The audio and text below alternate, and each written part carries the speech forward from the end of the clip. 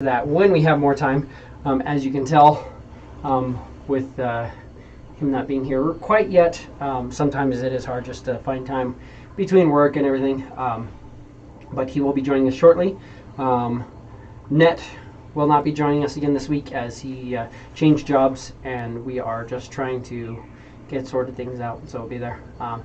In addition to that, Golrak Namanita will not be here tonight.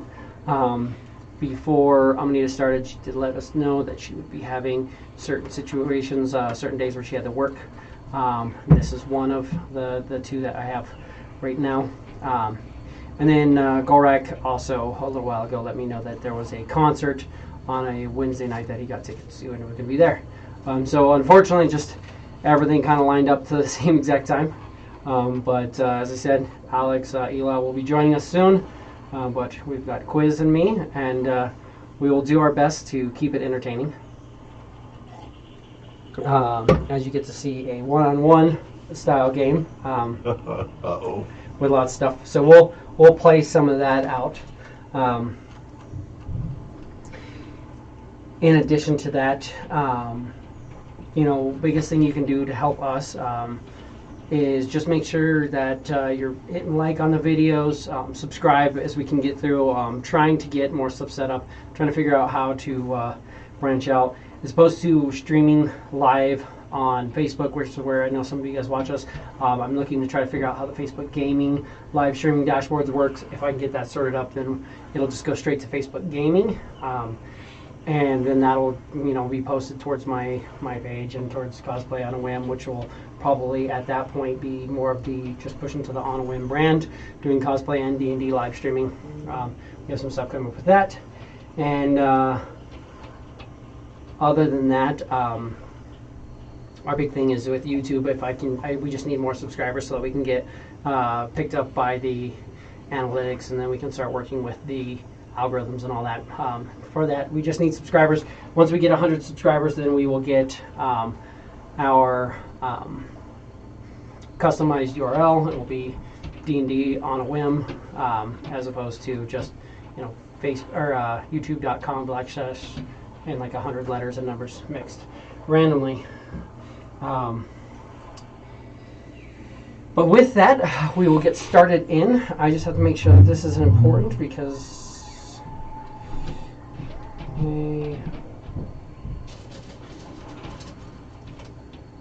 sorry. Make sure that that's up or going, because I don't know why I got that phone call. I don't think it's important. I can't tell.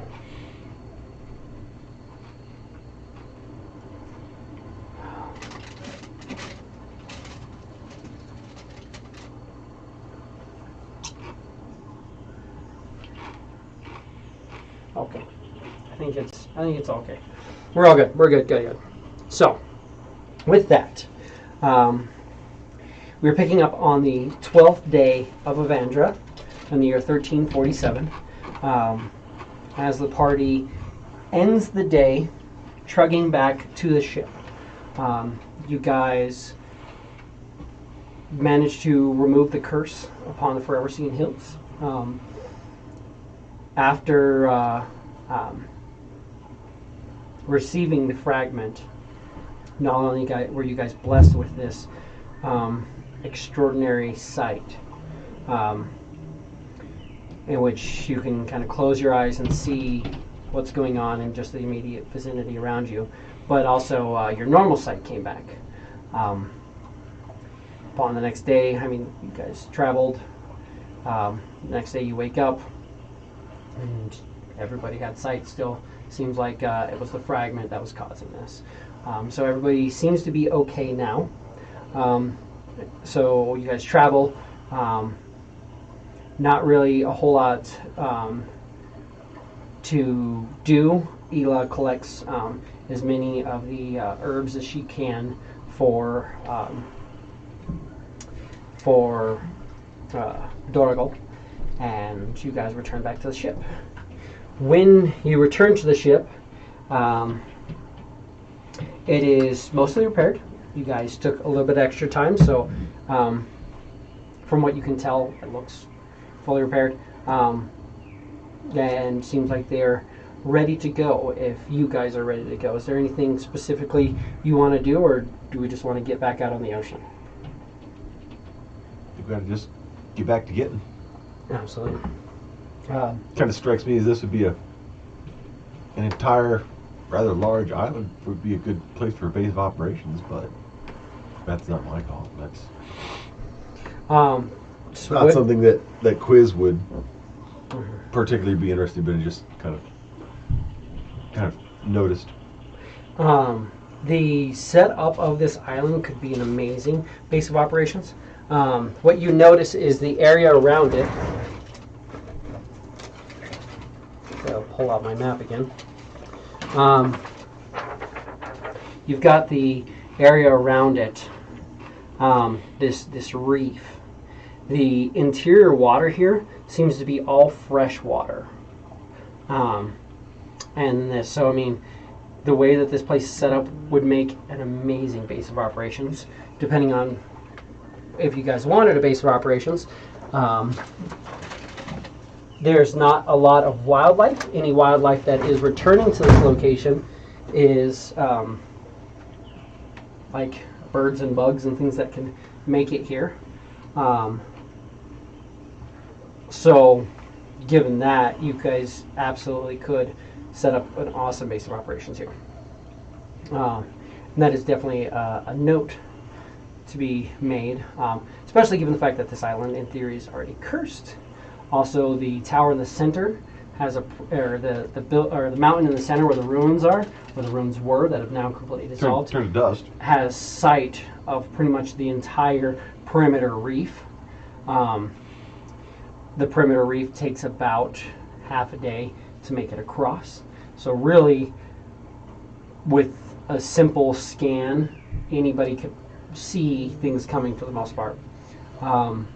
This would be an awesome base of operations. That being said, the crew doesn't seem to be very interested in a base of operations. They're like, well, we've got the ship. So, we don't necessarily make a dry dock and a whole bunch of stuff to refurbish the ship whatever we want, and just that's my observation. Quiz, well, couldn't care less. Yeah.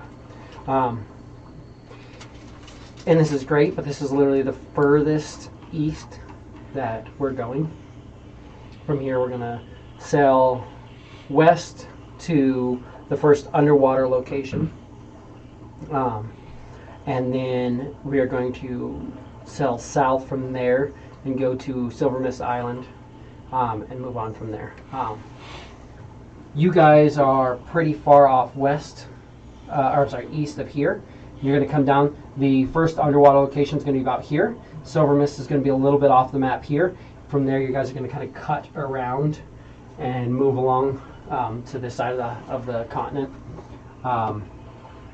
You've got multiple different areas. There's some relics that are on the mainland, some underwater locations that are split off of this, different vaults, different ruins, things like that. You've got a few other islands, a few other underwater locations around here. This giant lake is listed as one of the underwater locations. There's a kind of dried up lake that is up in the Dead Scar that is said to have something. The Endless Mountain is said to be tied to the fragments. I mean, there's a couple different fragments that you'll be finding. So this would be a great place, except for the fact that you're going completely traveling all over the place. So yeah. Now, if you were setting up a base of operations for like piracy or things like that, oh yeah, this would be the place to do it. You want to talk about something like that? Now you're getting Quiz's attention. Oh yeah. Well, okay, maybe this would be. Right. Yeah. And that would be great. And who knows? I mean, maybe other people might come through here, explore through here, and see because some people know what's going on. They know, oh yeah, you go there and it's fine, but you mess off into the middle of the land and suddenly you're blinded and you have to spend all your time trying to get back. And as soon as you get back, like, you're fine, you can't do anything. But maybe they show up and they're like, you see the birds flying around there? Never used to be birds and stuff there. Maybe we should check it out. Who knows? Or you could always just suggest it to different things. Or what you could do is you could go back in time, save the mercenary crew, and have them start setting you guys up a base of operations here. Yeah. Gee, if only I knew a good chronomancer. Right? Yeah, a good chronomancer who's not mad at you guys. Right. Yeah. Yeah. Well, with that, it is the night of the 12th day of Avandra. It is the middle of the festival known as the Flames of Hope. When you arrive at the ship, you will notice that they do have like a big fire set out, just a big bonfire, good ways away from the ship, but the setup in the sand. As they're keeping this big pyre of flames lit. When you arrive, the little owl folk kind of fly over to you guys. I'm glad that you guys made it back. Got the fire going for you. Just kind of hopes that everything was okay. Hadn't really heard from you. Didn't know what was going on. Yeah, everything seems to be fine. We got some surprises in there, but we managed to figure it out. Well, that's good. And you guys got the fragment? In fact, I did. Cool. It's good that you came along then. Glad to have you. It's good to be here. I find it odd that your whole objective is to travel and find these fragments. You just pick me up a little floating on a plank in the middle of the ocean, and you trust me with the fragment. I'd be happy to hand it off to anybody who wants it. He'll take it from you. No, I mean, we trust you, but it's not necessarily because, we think anything good or bad of you. More so just, where are you going to go? That's doing all right on a plank when you found me. I suppose we're doing all right if you kicked me off the ship on a plank anyway. Yeah. But a couple days on a plank is a lot different than being weeks out in the middle of the ocean. It changes your perception for sure. Mm-hmm. I would assume. And I luckily don't have to worry about that. It kind of takes the fragment and it kind of flies back towards the ship. How about the middle of the ocean? See how long you can do that. Oh, yeah. It definitely changes things up a little bit. But he flies out, or he flies back to the ship. A couple of people kind of gather around, and on the deck of the ship, they'll come out and they'll set down the other fragment that you guys have already gotten. And they take this fragment and they set it down, and you can see just the tips of these fragments weld together and just kind of a little bit of a bright red glow as if they became red hot and just combine to make this almost L shape of like two pizza pie kind of coming together.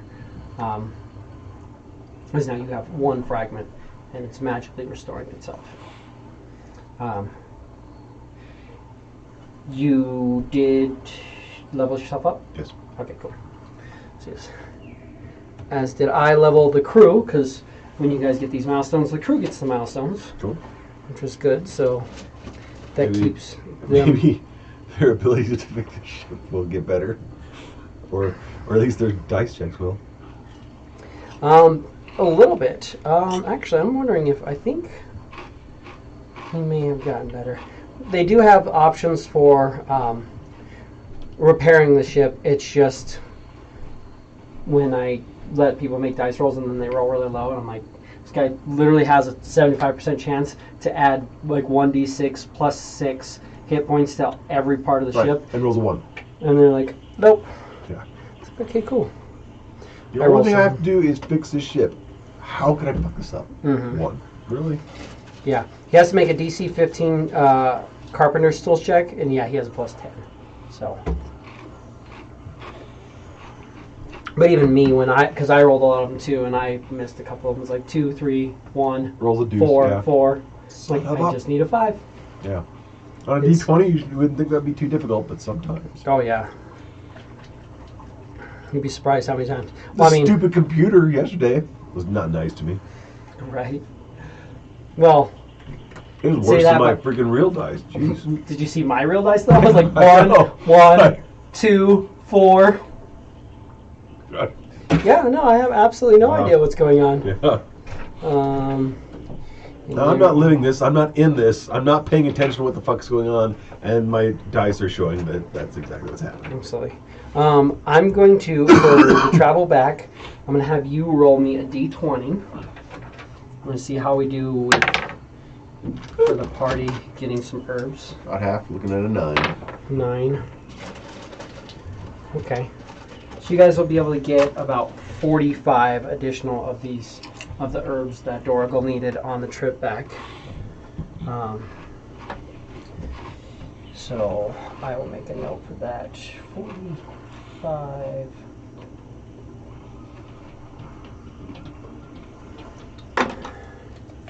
That's something because Dorgal is the ship's surgeon, and she makes potions and poisons and different items for you guys.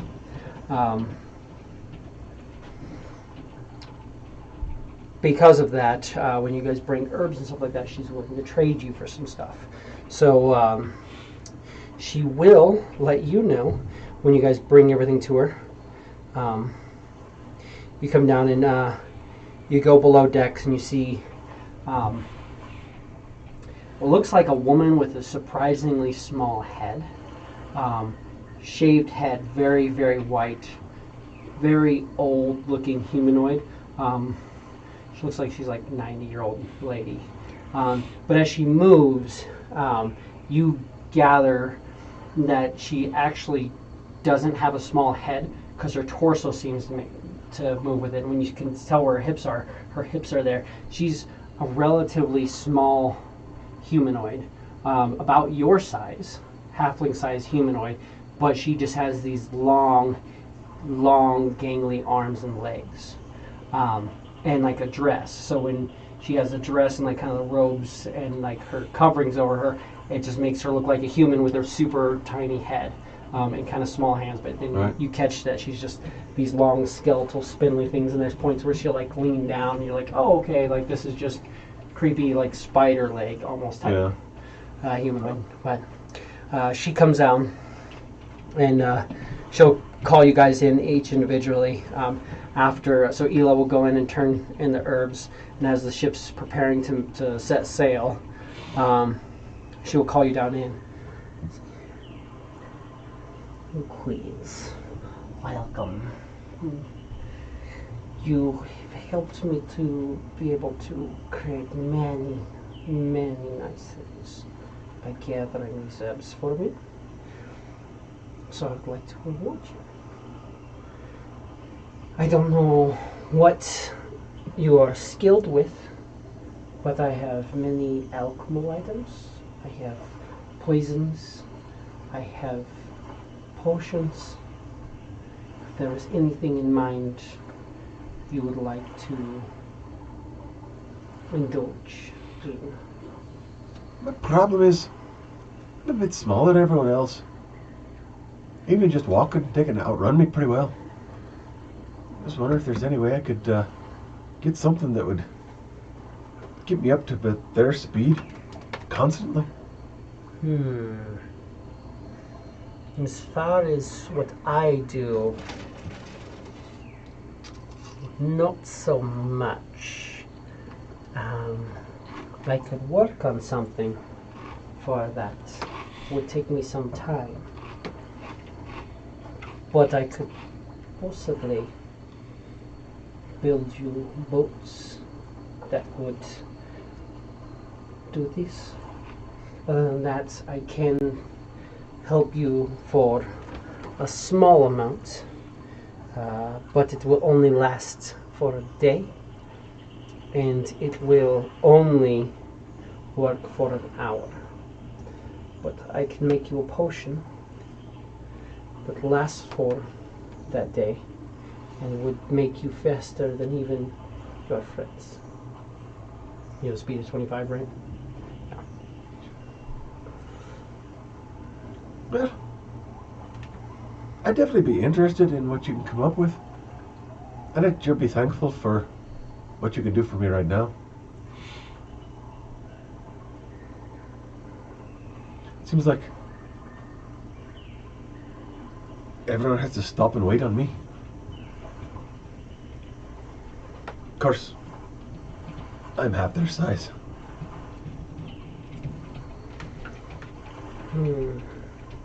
I will see what I can do for you.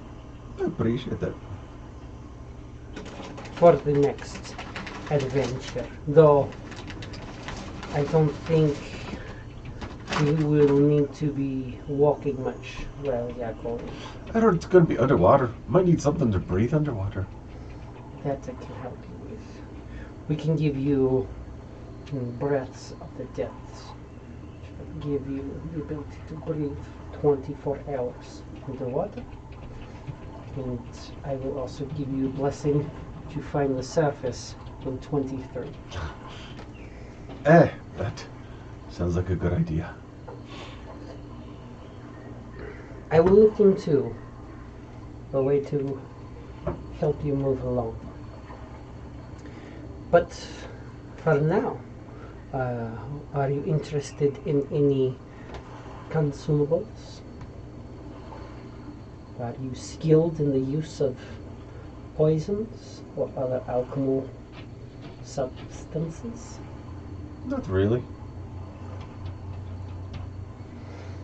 Well, I do have healing potions, and I have different alchemical supplies that could help you. I have holy waters, I have blasting powders, I have alchemist fire and acid, I have alchemist doom, which is fun. It's alchemist fire but burns for much longer. It's fun and all, but alchemy's not really my thing. If I ever got a hold of it, I'm happy to sell it. I mean, that's fine.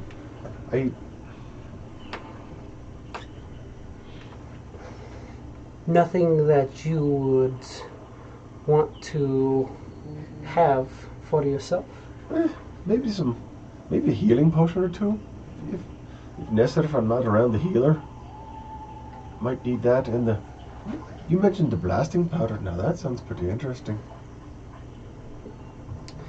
Yes. Sometimes you need something more persuasive than a lockpick. This is true.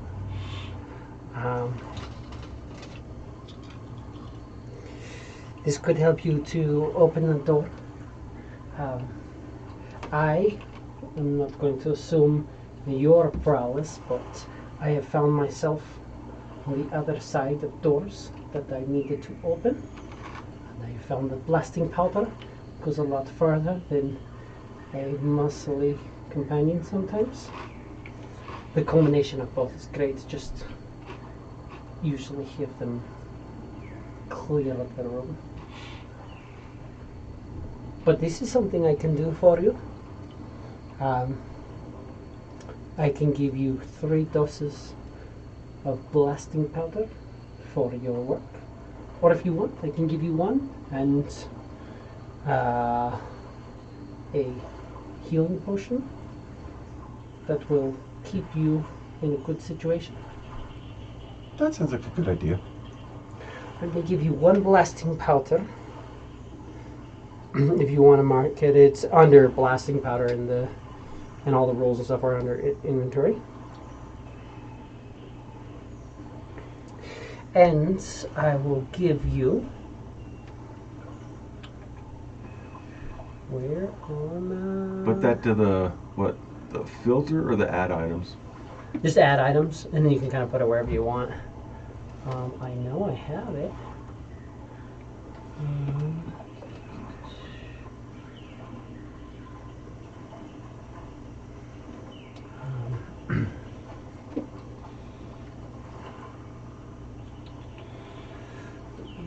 and then a greater healing potion.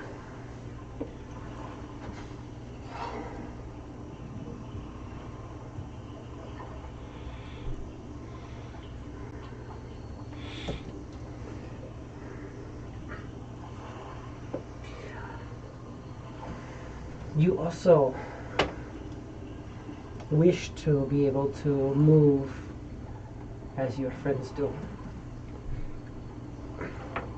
Instead of enhancing the defenses of your armor, when we get to the next location, I can make you a cloak.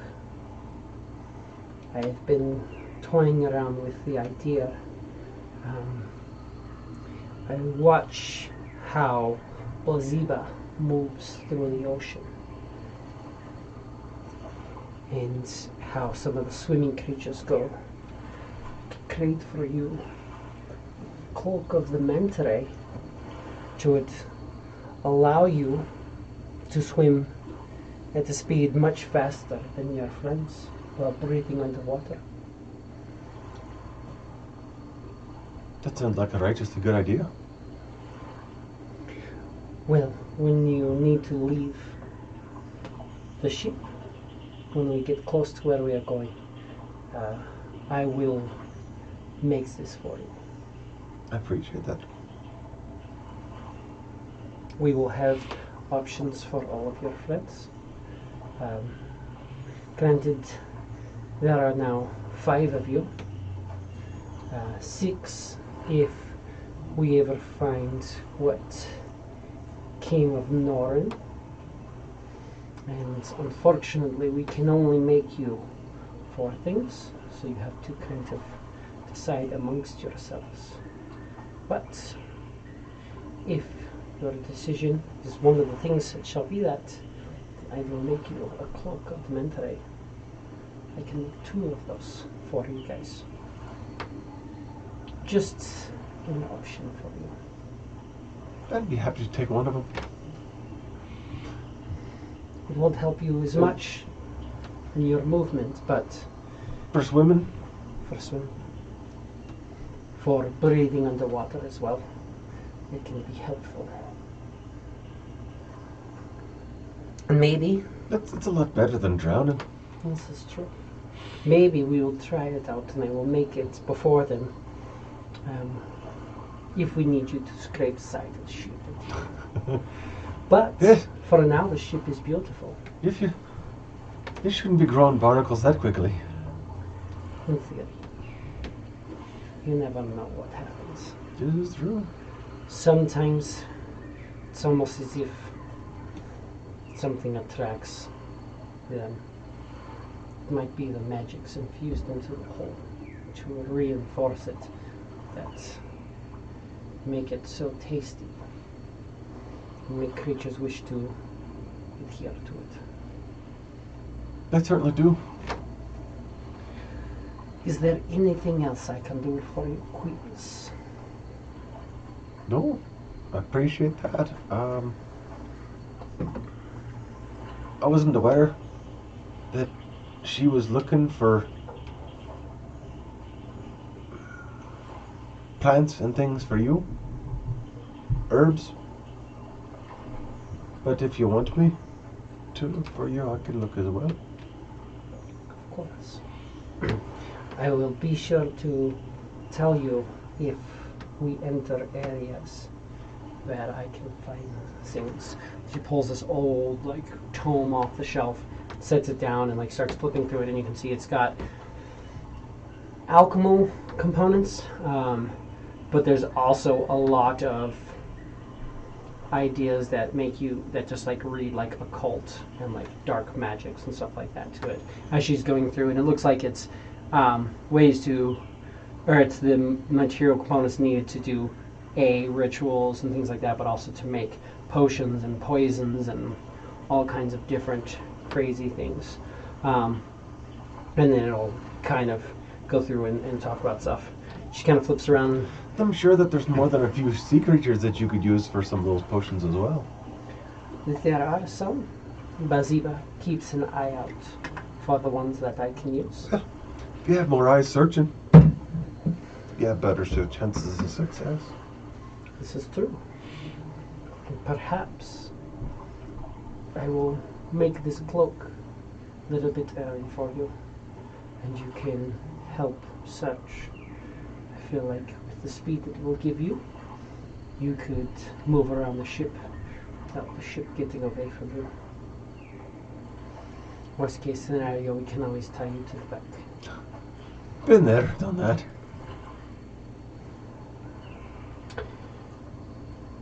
But if there is nothing else I can do for you, then I will speak with your colleagues and what I can do for them. Thank you very much.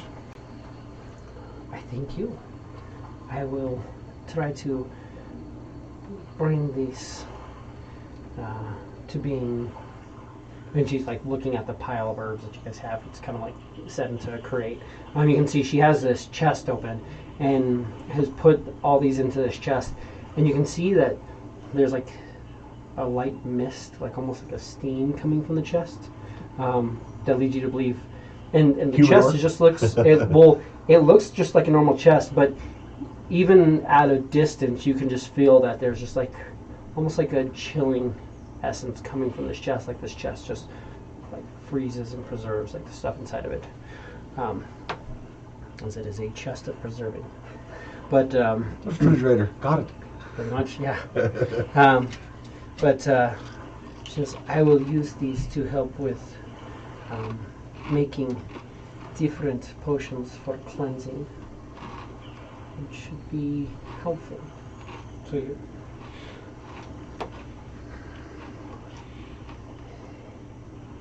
Is there anything else you need? No, that's quite everything I can think of. Wonderful.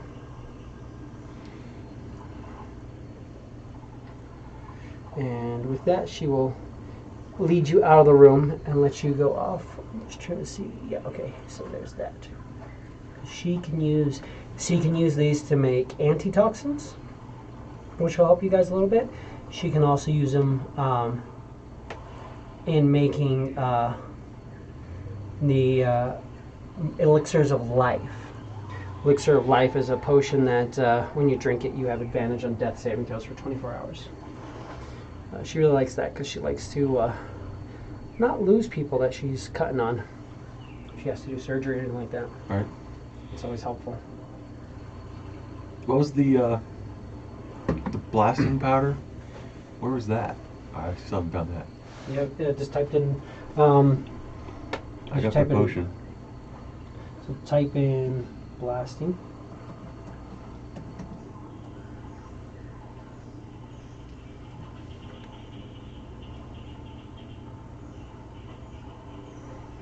Yeah, right there. It's not listed under potion. It's just a Okay. miscellaneous thing. One of those? Yep, you get one of those. And so yeah, you can see how it works. It does the bludgeoning damage, but if you she'll give you one. It's a little pouch, and it's got a little fuse to it. It's a 30-second fuse that you can trim and mark, and it's marked at 2 different points, so you can kind of figure out where the 10-second mark is on the fuse. Right. And the fuse is kind of tied up and set there and pulled out of the pouch, but you can push it in and light it. And it'll give you 30 seconds. If you want as well, you can always pour it into like a lock, put the fuse in, light it, get back, things like that. So, easy enough to use. If you're trying to blow open a door, Right. whatever you want to do with it.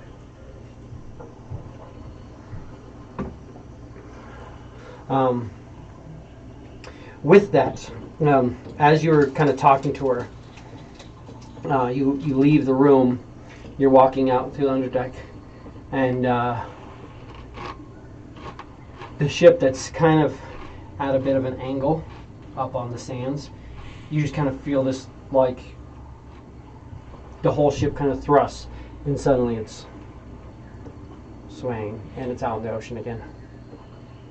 And you can tell when that happens, little bits of light out at the corners through the portholes that you can see. As the portholes of this area are open right now, the ones below are completely boarded off. And then also you could see the stairs going up. Up there you saw a bit of a flash of light as if something around the ship kind of went, and now you're out in the ocean again and no longer on the land. But you guys start to take off. What would you like to do?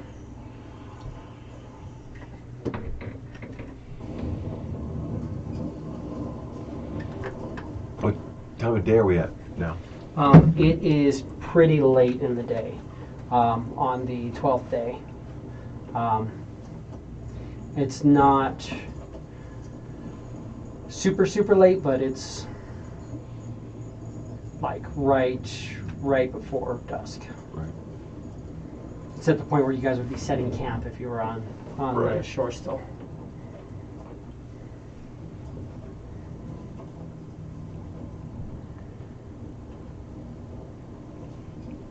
Well, he'd just go to the spot they've given him on the ship, drop off his belongings there, go up on deck and see if they need any hand doing anything, get him prepped to sail, I suppose. Absolutely. It's night and day from where it was before. When you first got on the ship, there was lots of rope holding things together. There's parts where like railings were replaced with like strips of like just planks of board that were tied up on both ends just so that people didn't fall off the sides and stuff like that. But it looks immaculate, fully repaired compared to what you were used to seeing. And when you get up to the deck, the captain, Runefang, is at the helm. And he'll say to you, I think for the time being we're just going to set sails, catch the wind, and head which ways we need to go. We finished repairs about a day and a half before you guys got here, so we put in lots of work on cleaning and getting things set, so I don't even think I need you to swab quite yet, but Captain, y'all have done yourselves proud. This ship looks beautiful. well, it's a good ship. I knew we could get it set. Being able to scrape the hull as well and get it cleaned will make pretty good speed. I'd estimate probably show up somewhere around the day of the free to the location we're looking for, probably the 23rd. So got about 11 days travel ahead of us, but I know I'll have more work for you before we get too much deeper into the I'll ocean. always be happy to earn my keep here.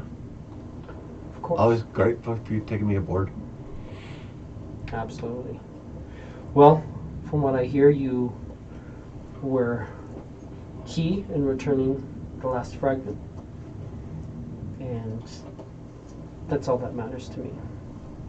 I'd like to make myself useful. Well, I'll be sure to keep you in a position where you can be made useful.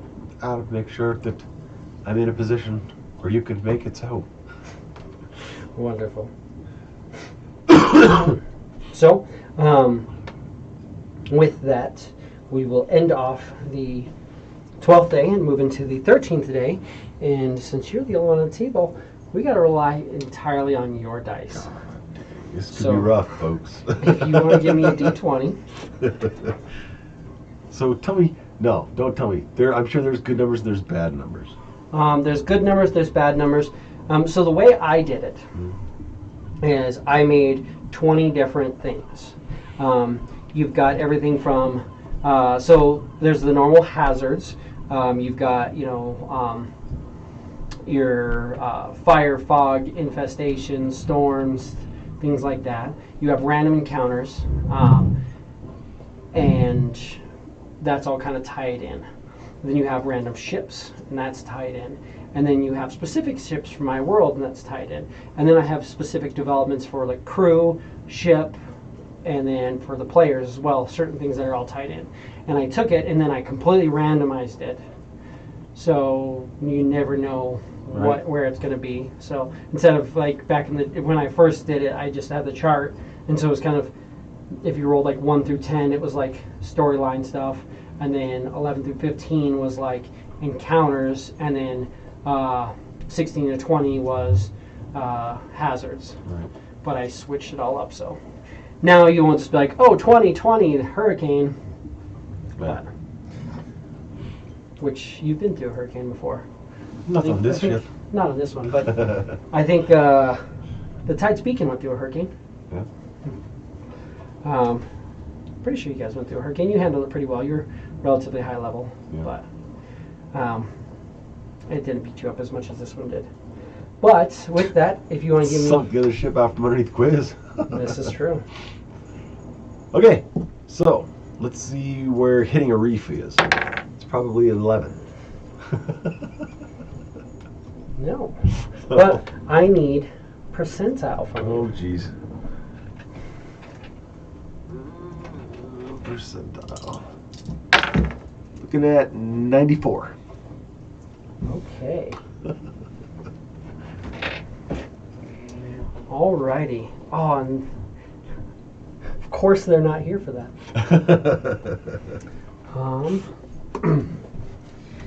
As we start off on the 13th day of Avandra, the 5th day of the Flames of Hope Festival,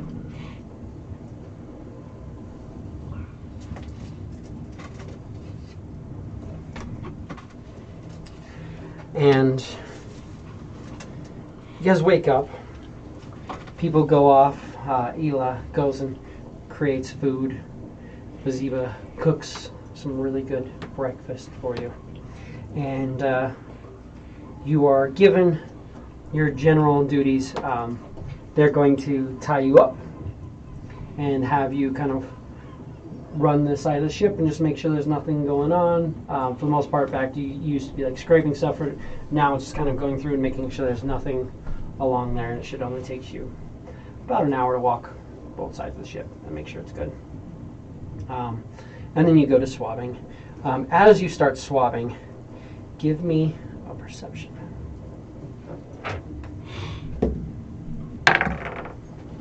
19. 19. Off in the distance, as you guys are sailing west towards just off this cove down here, Right. Off this peninsula out here, there's there's a location. It's said that there were merfolk that used to trade with the dwarves of the mountains, and they would trade between the treasures found in the mountains and the treasures found in the seas. But the merfolk robbed the dwarves. They went back on a bargain and they sold them ill-begotten goods that weren't theirs to be sold. And this tribe of merfolk were all cursed, became horrible abominations, and secluded into their homelands. That's roughly where you guys are supposed to be going. So you guys are heading kind of southwest from where you're at, more west than south. But far off to the west, you see something that doesn't quite look right. It's not super cloudy day, but there's a few clouds. But one of the clouds way off in the distance seems smaller and darker than the rest of the clouds. Just like this little dot or orb that's significantly above the water off in the distance.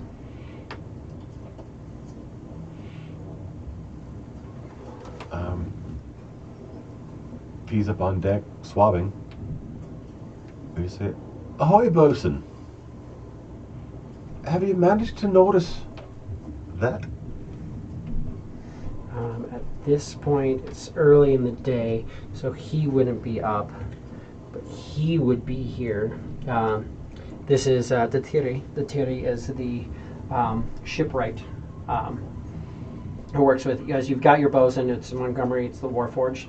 And his little Warforged companion, there's a little steel version of him walking Seems around. like there should always be at least one on duty. Yeah, and that's why at this point, because it's not quite at the point where, because he works through the night, Right. and he works through the day, so he wouldn't be coming onto shift yet. But yes, the Thierry will come over and be like, "What is that?" And he pulls out a spyglass, starts looking, and you see he just drops the spyglass. "Well, I'll be." Closes the spyglass and puts it in his pocket. "Thank you for bringing that to my attention." And he'll turn and head directly into the captain's quarters.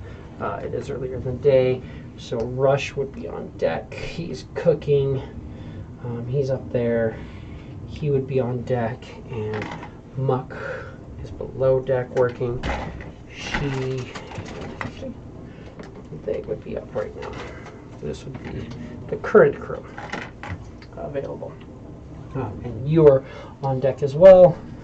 And Gorak would be working. And we'd probably put her. She would be towards the back. She would be towards the front. It'd probably be working. He's tucked away. He's up in the crow's nest and he's cooking food. Thank you for bringing that to my attention. He'll head to the captain's quarters, knock on the door. Captain kind of comes out, looks through a spyglass.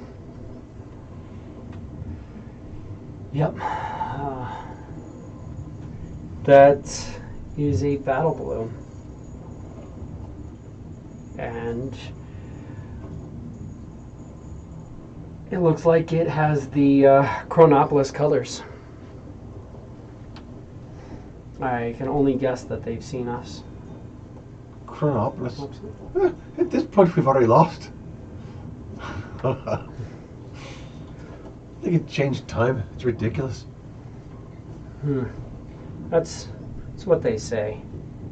If they were as good at changing time as they say, I don't think they would have had issues with losing trade ships. There's stories that there have been Chronopolis trade ships that have been lost to the waves. Not that we know anything about that. I suspect they have issues with it. Well, we'll just have to wait and play it by ear, see how it works out.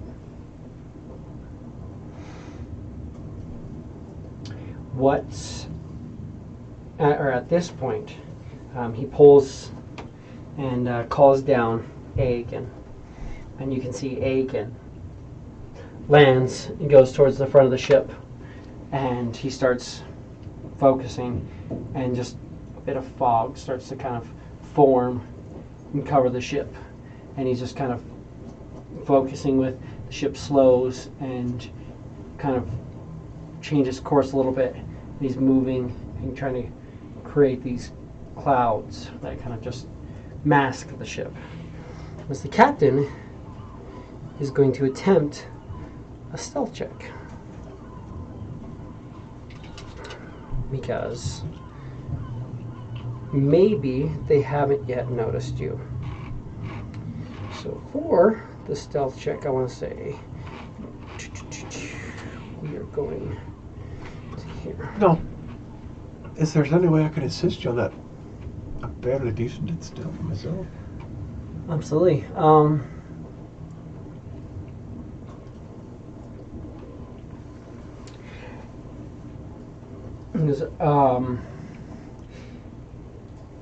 I would love help if you have any idea on how to get this entire ship to disappear It's got to be quiet. while being watched.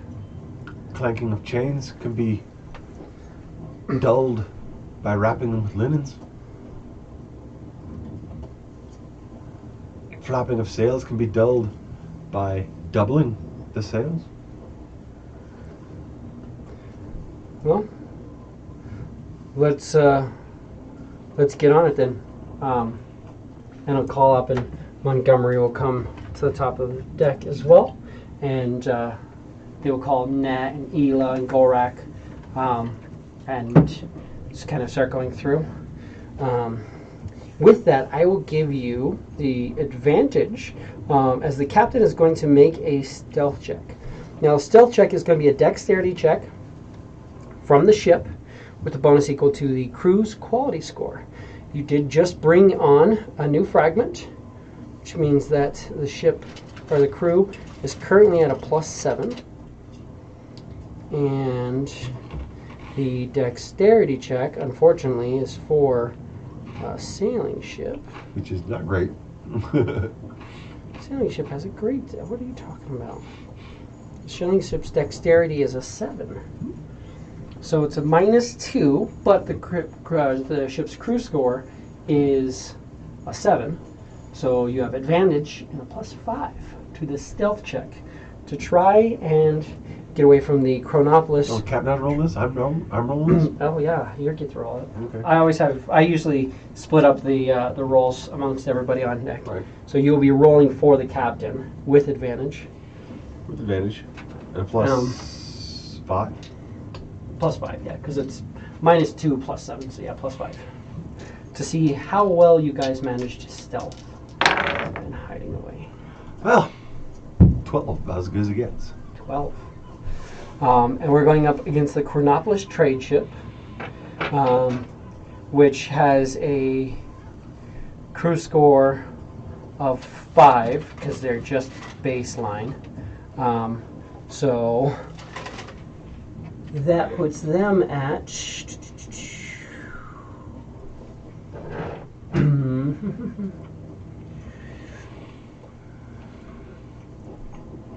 So we're, and it's going to be an active check, so they get to make a roll with +5 as well.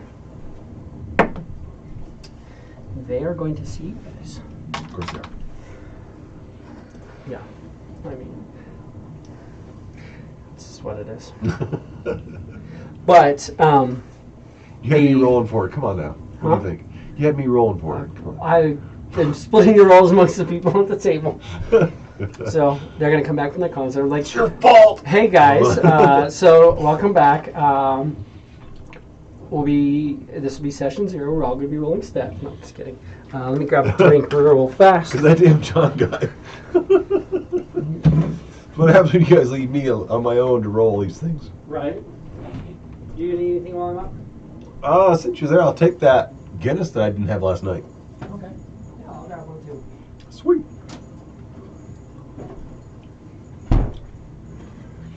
Awesome. Thank you, sir. Yeah, absolutely. I'll pop that. Get these for us. Get through them. Nice. Might as well have an extra stout. Right. Got that back. Oh, he didn't set it anywhere. It's fine. I'll find it when I need it.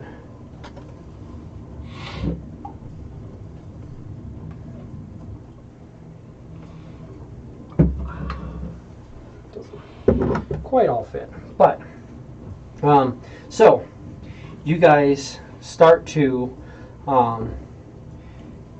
you're doing everything you can to quiet the ship and trying to set fogs in place.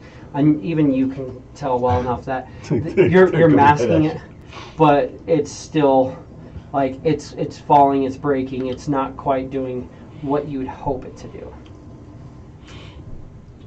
And at this point, you look off and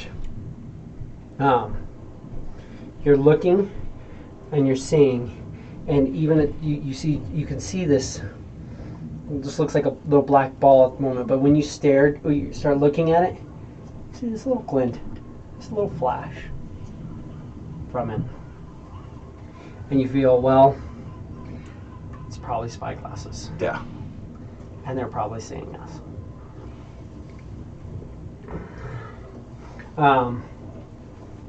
Aiken's still trying to get the fogs around and get the ship set, and he's kind of looking around and goes, sits there, and he sees, pulls out a piece of paper, and he starts drawing some lines and looking at some stuff and adjusting his spyglass. Just, well, we can do what we can. If they see us, we've got about 4 hours till, pretty much, I mean, if we try and cut, turn, and run the other way, we may be able to outpace them, but I don't know for how long. I don't know how fast that thing sails compared to us. But with where it's at and how much it's moved since we first saw it, if we keep cutting the way we're going, we should be out in about 4 hours. Do we want to try to cut and run? That puts us off however many days it takes for us to actually lose them. We could always cut and run and then completely shift direction in the night, and that ought to help us get away from them. Or we can push and hope maybe nothing comes of it. Well, you recognize them from Chronopolis. Is this be a ship that they might be looking for?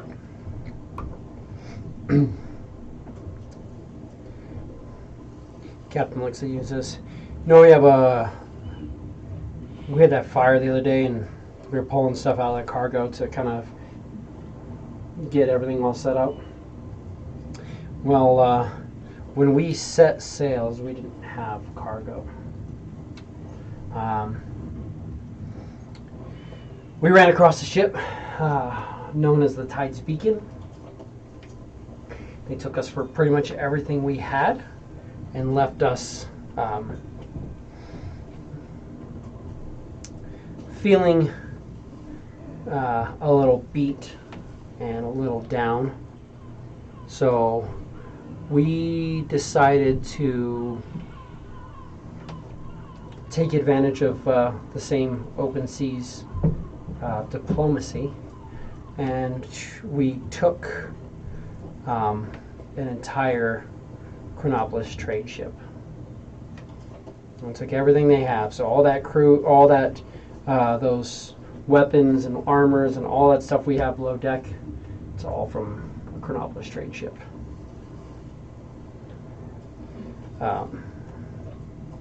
So I take it there were survivors on the other ship? Not that we know of. The ship wasn't manned by normal people. It was completely manned by magical constructs known as Magian. When you kill a Magian, the Magian just pops and bursts of fire and disappears. Its gear falls to the ground. It's gone. There were a few Magian who were knocked off the ship, blasted overboard, pushed into the water, who were wearing chain armor and just disappeared, which wouldn't be an issue, but the theory tells me that the nature of Magian is they don't need to breathe. So the 2 to 5 that didn't get destroyed immediately were knocked overboard. May have been found at some point. They may still be walking along the bottom of the ocean Maybe they doffed their armor and swam to the surface and found ship. Maybe while sinking, they were killed by some underwater creature. Who knows? But for the most part, there was a ship. There was one issue. We found one of in the captain's quarters of the ship, we found a box. And when we opened it, a programmed illusion was within it. It said it was an Ulathar from Chronopolis. We had done something we weren't supposed to do, and he would investigate.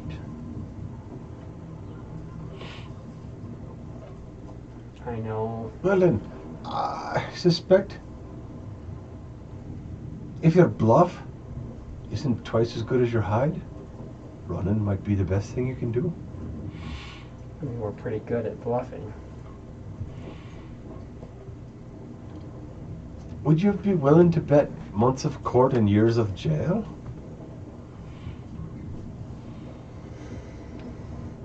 The other thing with it is we've got the wind at our back now.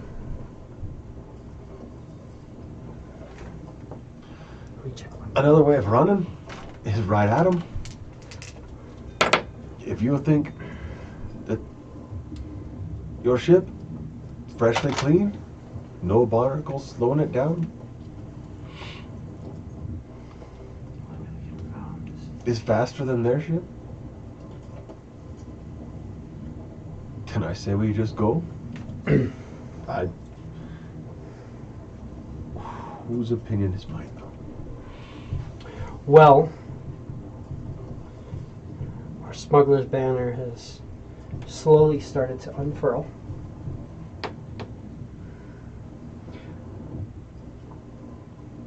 At the rate that it's unfurling, I would say that we'll have it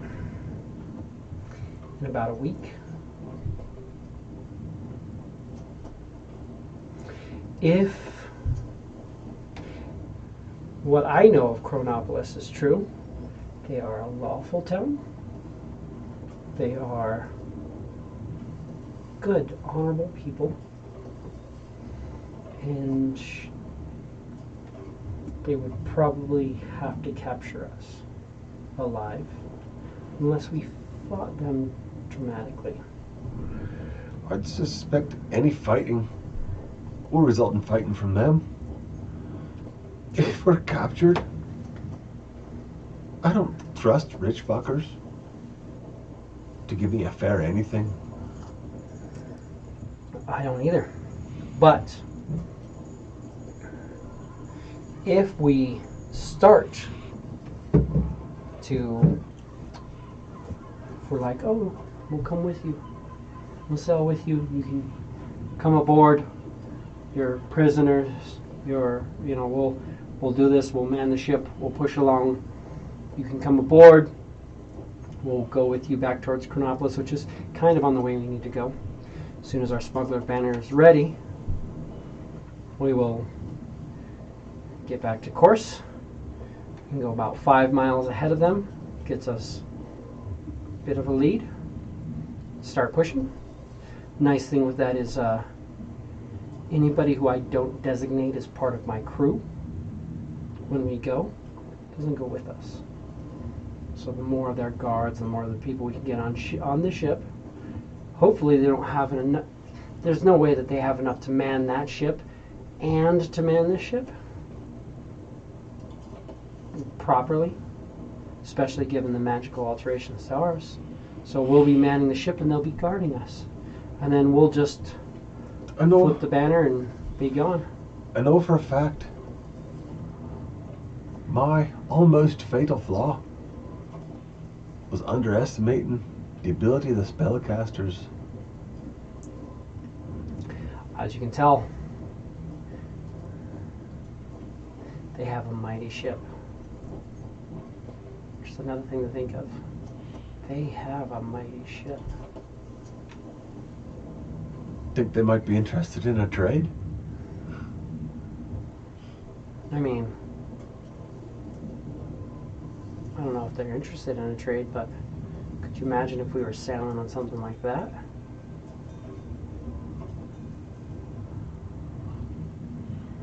I'd say it's got to increase your reputation at least a little bit. I like Black Betty here. Don't get me wrong. But, battle balloon. No matter how good your woman is, there's always a better woman out there. Better looking. Right. Is she a better woman? I'm not saying Now she's that- a better woman, but I don't think Betty would mind me sharing a little bit. I think Alex is on his way. Maybe. No. Turn yourself from Close. captain to commodore, maybe. Absolutely. Maybe. Oh, but that ship needs a whole crew to sail it.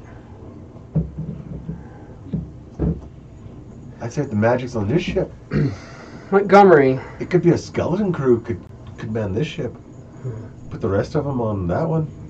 But I think we're counting our chickens well before they're hatched. Right.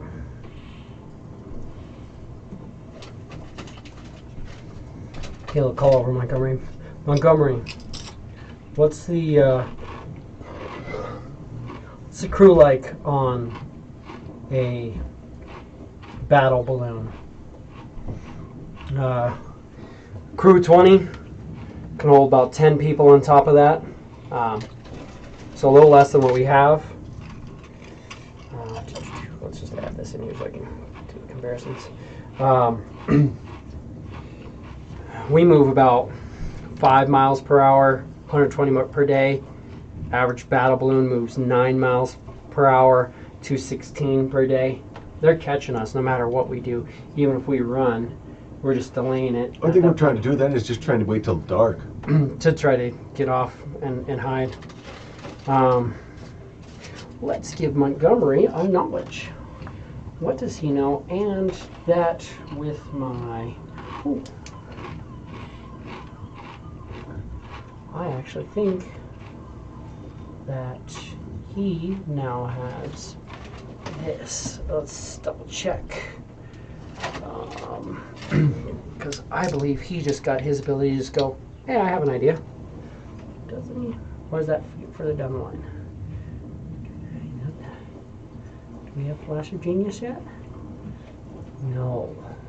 No, Flash of Genius I think is 8. 7 or 8. Oh well. So he's got that. So, and this is what he's training for that. Actually, it would be Deteri. Sorry, Deteri's the one who would know that. Let's give him this with advantage because they're helping. Oh, okay, that's a 19 and a 20. Nice. He will straight, at that point, he will straight come out. Deteri comes out and sets down a book and be like, this is, he's like, this was in the hold. This is what is on a Chronopolis battle balloon. And he comes out and literally shows you guys the breakdown of a Chronopolis battle balloon. The typical battle balloon is ran by, it has 20 Magian crew members. And then it has 10 Magian workers with it, so there's a total of 30 Magian on board. They are the highest, most powerful of the Magian. They're not the weaker ones that we dealt with. Goes through, the cargo capacity is 1 ton on it. The ship is pretty decently set up. It's got how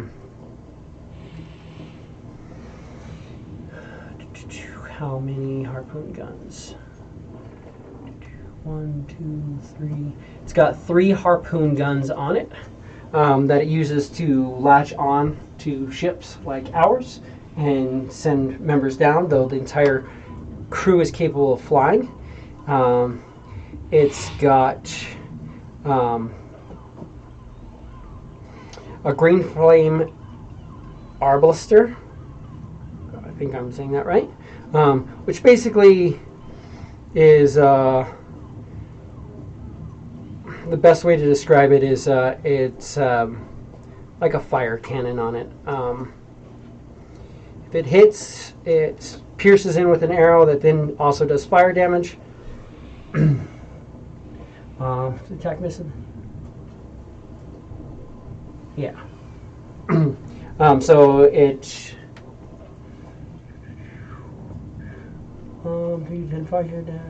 So yeah, it fires basically like a flaming projectile. It's like a ballista that's also on fire. It also has. Ballista, no. But from these, what we're seeing is each one of them is also loaded with 6 cannons, 3 on either side. The 2 towards the front can fire towards the front. 2 on the back can kind of fire towards the back, as it's kind of arched just right to where it kind of has 360. From either side, you can get blasted on by 3 cannons. From the front or back, you can get blasted on by 2. So even if it's falling, it has not the best shot, but even if it's following you, it can blast off those. Those have some decent range to them. The Green Flame Artilister has a range of 800 feet. Harpoon guns have a range of 480 feet. So if it gets within that 500 foot mark, they can usually tend to pull you in. The ship is magically sustained, so the balloon aspect of it keeps it afloat, but it also has propellers that are magic. Let's see. While flying with the wind, it can get up to 100 feet movement, whereas with us, if we have the wind at our back, we're pushing 60 feet, so it's catching up with us pretty quick.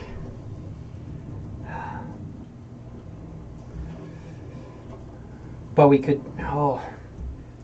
take 20 people to crew it. I don't know how we crew it. You know what would be really nice? We fought them damn ghosts. Ghosts might have killed us. If we had that mercenary crew right now, and we took the ship, we could totally split. We're a day's travel off. We could bring back. I think you're talking about events that happened before I got here. Were you not here for the ghost ship? No. You weren't here for the ghost ship, were you? No, I think that was right before you. You weren't here when I thought you were here when you guys met. Hurricane. Yeah, I'm pretty sure you were here for that. It would have been 2 days after the hurricane. Because the hurricane was right before the Festival of Knowledge. So you got picked up by the ship on the 30th. And the Fiery Devil longship with Captain Gloomybeard.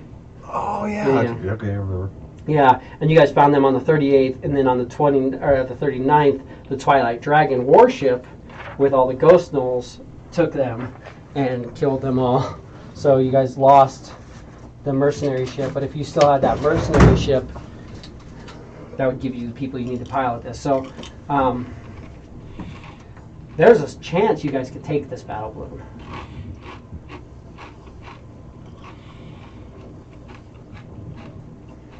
But Well, Captain, 2 things I see here.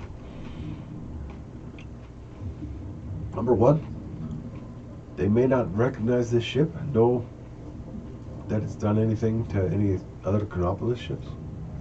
In which case we pass like 2 ships in the night. Enjoy the motion a little bit. And that's about it. right.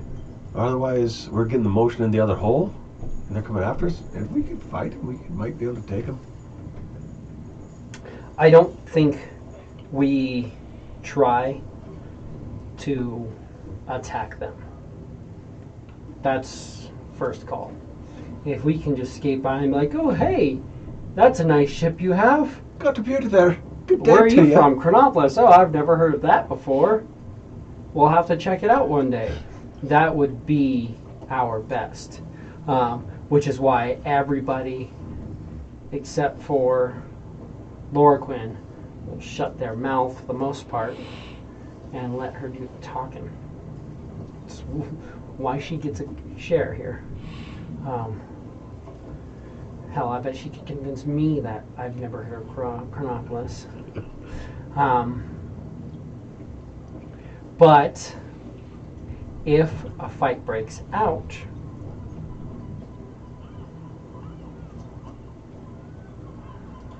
there's a chance we lose Betty. If we can take the Chronopolis ship in the meantime, we can make it work. I'd rather not lose Betty. I'd rather be able to repair her, take both ships, even if it's just one in tow.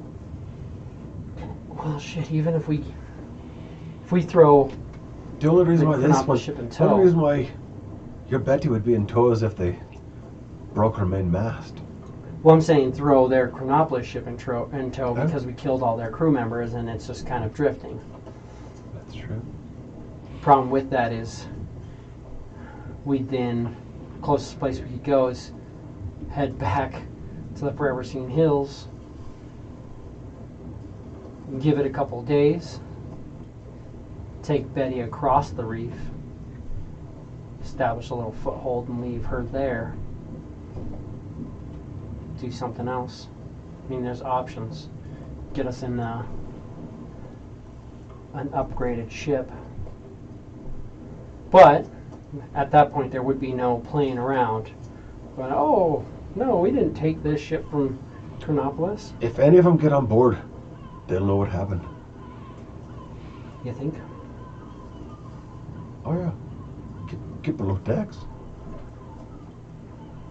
Oh, Get the cargo hold. It just screams Chronopolis stuff in there. we can get rid of a lot of it. We've got 4.5 hours It's got before 4 we see hours. them. It's 2 hours behind us when we meet up with them. 2 hours later, they see it in the ocean. Oh, I wonder where this shit came from. We can hide most of it. The stuff that we'd be dumping would be like flails and armors and stuff like that. That's not going to be floating on the That's true. ship. When we look at this, I've got from their hold, I've got breastplates, I've got chain mail, I've got chain shirts, I've got crossbows maybe, but crossbows, they're not going to see that. If they get below deck, we have other things to worry about anyways, but flails, glaives, battle axes, great clubs, great swords, half plate, hide armor would I think probably that- float, leather might float. I don't know about the rules of the seas, but just because there's from some hoity-toity place like Chronopolis doesn't mean that they have authority or jurisdiction to come aboard your ship without your permission. Absolutely. I mean, we can always This is just try. this is your boat, Captain. I cannot speak for her, and I don't think my opinion's worth what you have. Oh. All of your opinions are important. You're And since just- I seem to be the only one who's willing to speak at the moment, I guess it'd be my opinion you'd be asking. Right. Later on, people watching the stream, God damn it, don't do it. Don't do it, Joe.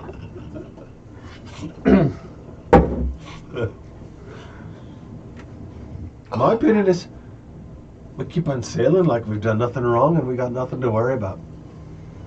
Running says we've done something wrong and we know it, which makes them wonder why we're running and they want to find out. We come right at them like we got nothing to hide. If they don't know nothing, they won't do nothing. If they know something, they will deal with it. This is true. Oh, man. I just think, Commodore fit you. Ship on the sea and a ship in the air. Can't beat that. I have to get a whole new crew. You can do that. I could do that.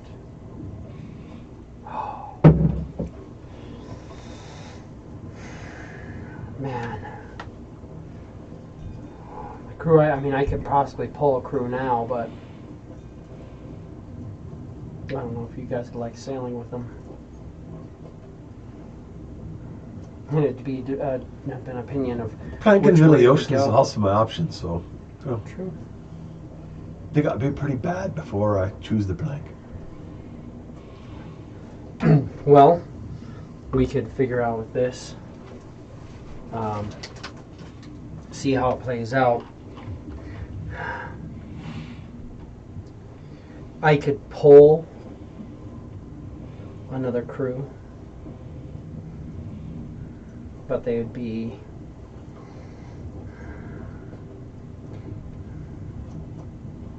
interesting, to say the least. You guys could stay with us on Black Betty, or we could potentially bring Black Betty back to Forever Seen Hills. We could set up a stronghold.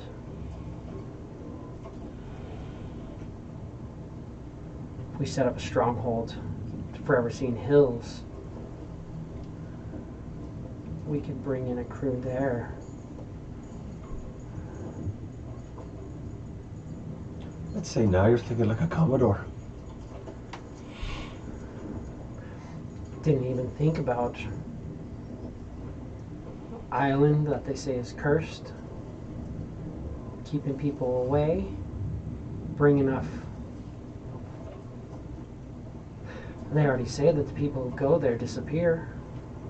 That they do. That's what I heard. For damn good reason. They turn into frickin' zombies or something. I hate working with my old crews. Give me a perception check. Oh, shit. 24. No. Yeah, 24. When he leans down, you notice that his voice changes just a little bit and his eyes black over.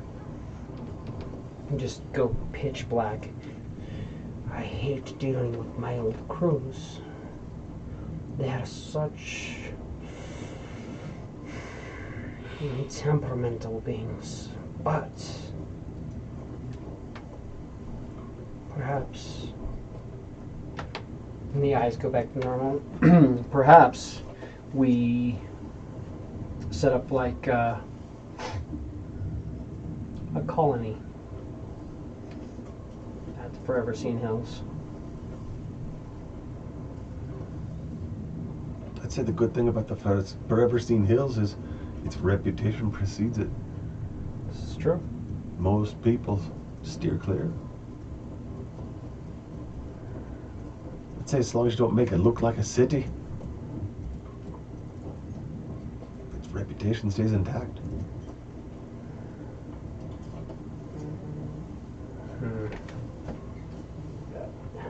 Alex is on his way. I said that like 20 minutes ago. Well, he was almost on his way. Oh. He was wrapping up then. Okay.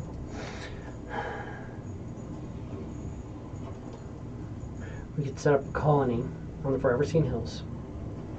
We could pull in more crew members. We really want to take Betty to the fragments. Then again,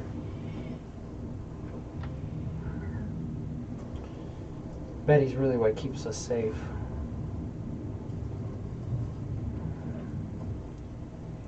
Such a hard decision to make if we want to switch over. I guess really we play it by ear and we see what happens. Let's always see what happens.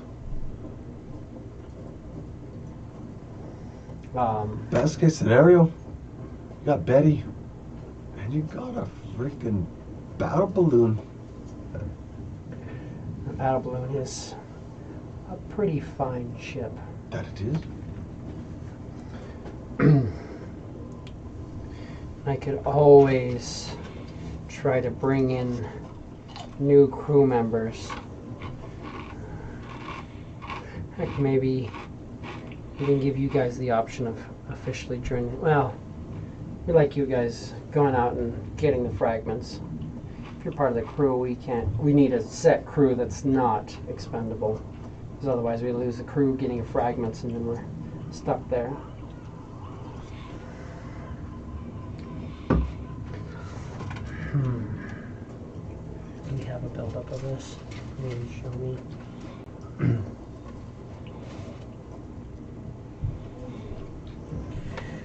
I don't think we actually have a breakdown of that. Let's come here. Collections, game rooms, vehicles. I know it has battle balloon in here, but I don't think it actually gives you a. Yeah, it doesn't give you an actual build of it. What size is this compared to it? 80 feet by 20 feet, and a sailing ship is 100 feet by 20 feet. So it'd actually be basically like that size. Yeah. A sailing ship has 100 tons of cargo, and a battle balloon has 1 ton. So significantly less cargo. But it can also go inland where a ship cannot. Yeah. So, depending on what we did, we could always try to create another crew, gather another crew. Golrak's learning how to be a pretty formidable bosun. There's 5 of you. It goes from bosun to first mate to captain. That's not that big of a leap. Yeah. But I'm saying, you guys could speak amongst yourself and figure out how to go. He already knows pretty much what he needs to know, especially with the gloves he's got, how to be bosun of a ship. So you've got a pretty good bosun. You'd need to, there's 6 of you, 5 of you right now. That means you need 15 more. Could easily gather up a crew. Now you're assuming that I want to be stuck to a ship. I'm just saying. That's if you guys want. There's 5 of you. I feel like you could easily come up with an idea of. And he kind of looks at Net and goes, surgeon. And then he looks at Golrak and says, bosun. Then it's just navigator. And Don't think they need a cheap bullshitter anywhere. we've got one. Lorquin.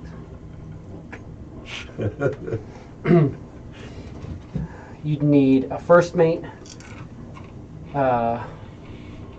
You'd need, basically what you'd be looking at is you'd need a captain, a first mate. Let's see. As we go through here, make sure Those are all positions held by people that you can trust. Don't be asking me for anybody that I know that I can trust. There's no one. Well, I'll give you that. You know who I trust the most? Better be yourself. I trust people who tell me that I can't trust them more than I trust people who say, trust me. If that makes sense to you. Well, Or if this whole thing is just going to freeze up. Do you want to just stop freezing up? Why? it wants to freeze up. That's what it is. Clearly. I'm like, do I have my VPN on? I don't think I have my VPN on. Sometimes, oh yeah, I don't. Sometimes I leave my VPN on normally, but when I'm playing D&D, I'm like, don't freeze up on me. I don't need my VPN right now. Right. But you need a captain, you need a first mate, you need a surgeon, you need a bosun, you need a quartermaster, and it's nice to have a cook. Or She can make food. It's not the best food. And also, Bazebo will look over to him like, Cook does a lot more than just cook.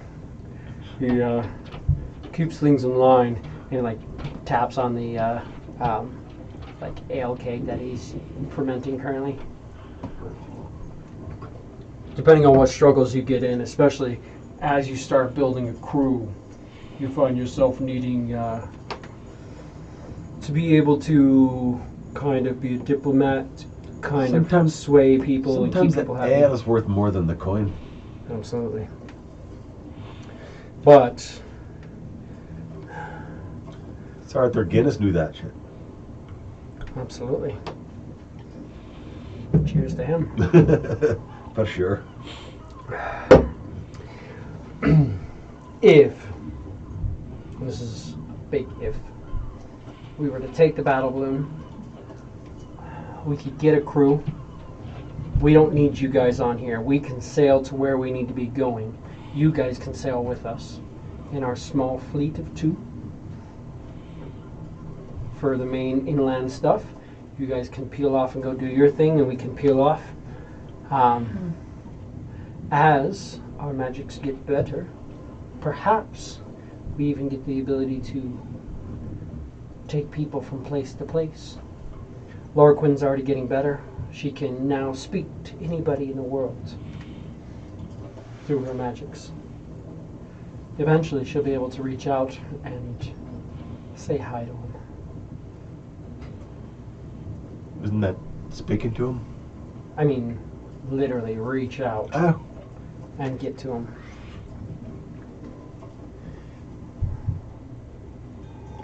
Like I said, I think we just keep sailing like we got not already a care in the world. See what they do. Do we dump any of this? Just in case?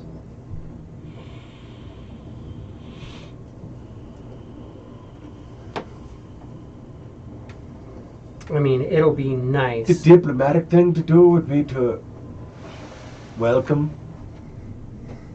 some of them aboard, but we don't have to be letting them below decks. This is true. This is very true.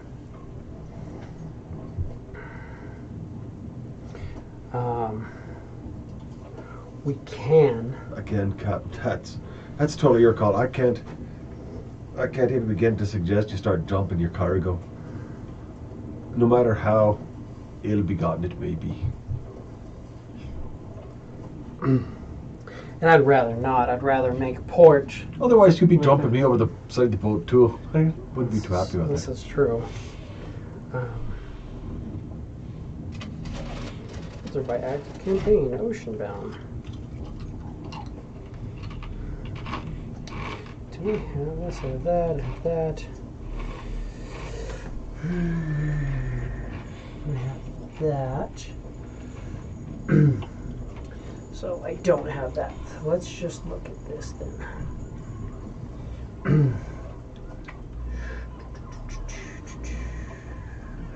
If we went to here, and then we would be looking at 1, 2, 3, 6, right? 1, 2, 3, 4, 5. So we're saying you guys are level 6.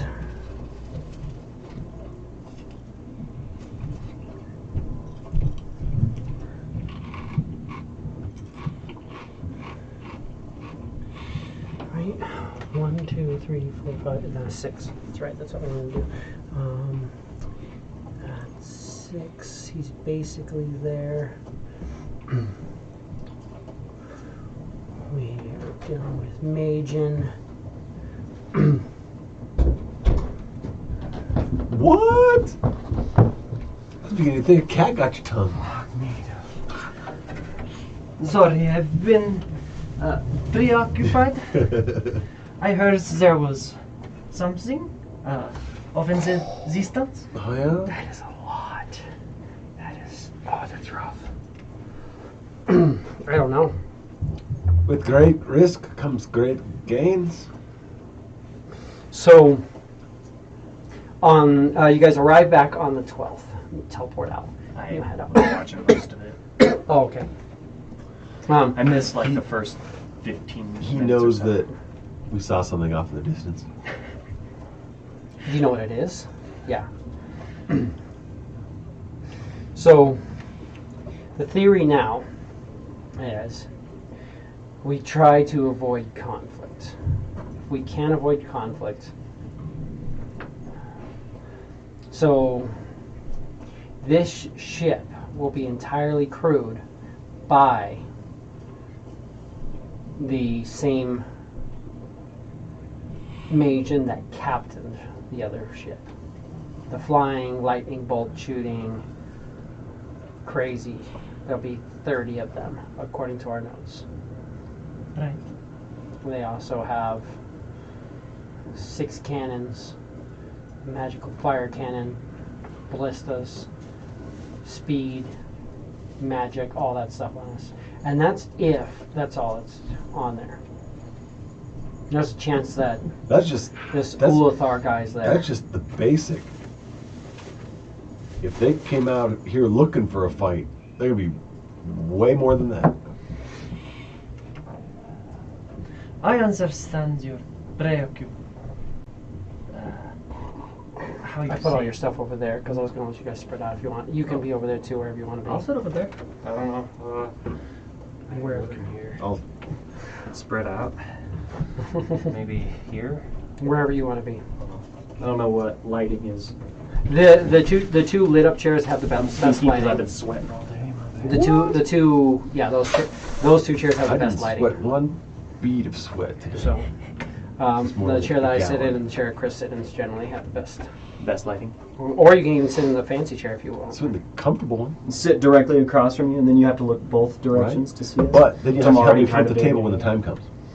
Oh, that's true. Yep. Maybe I should do that to flip the table.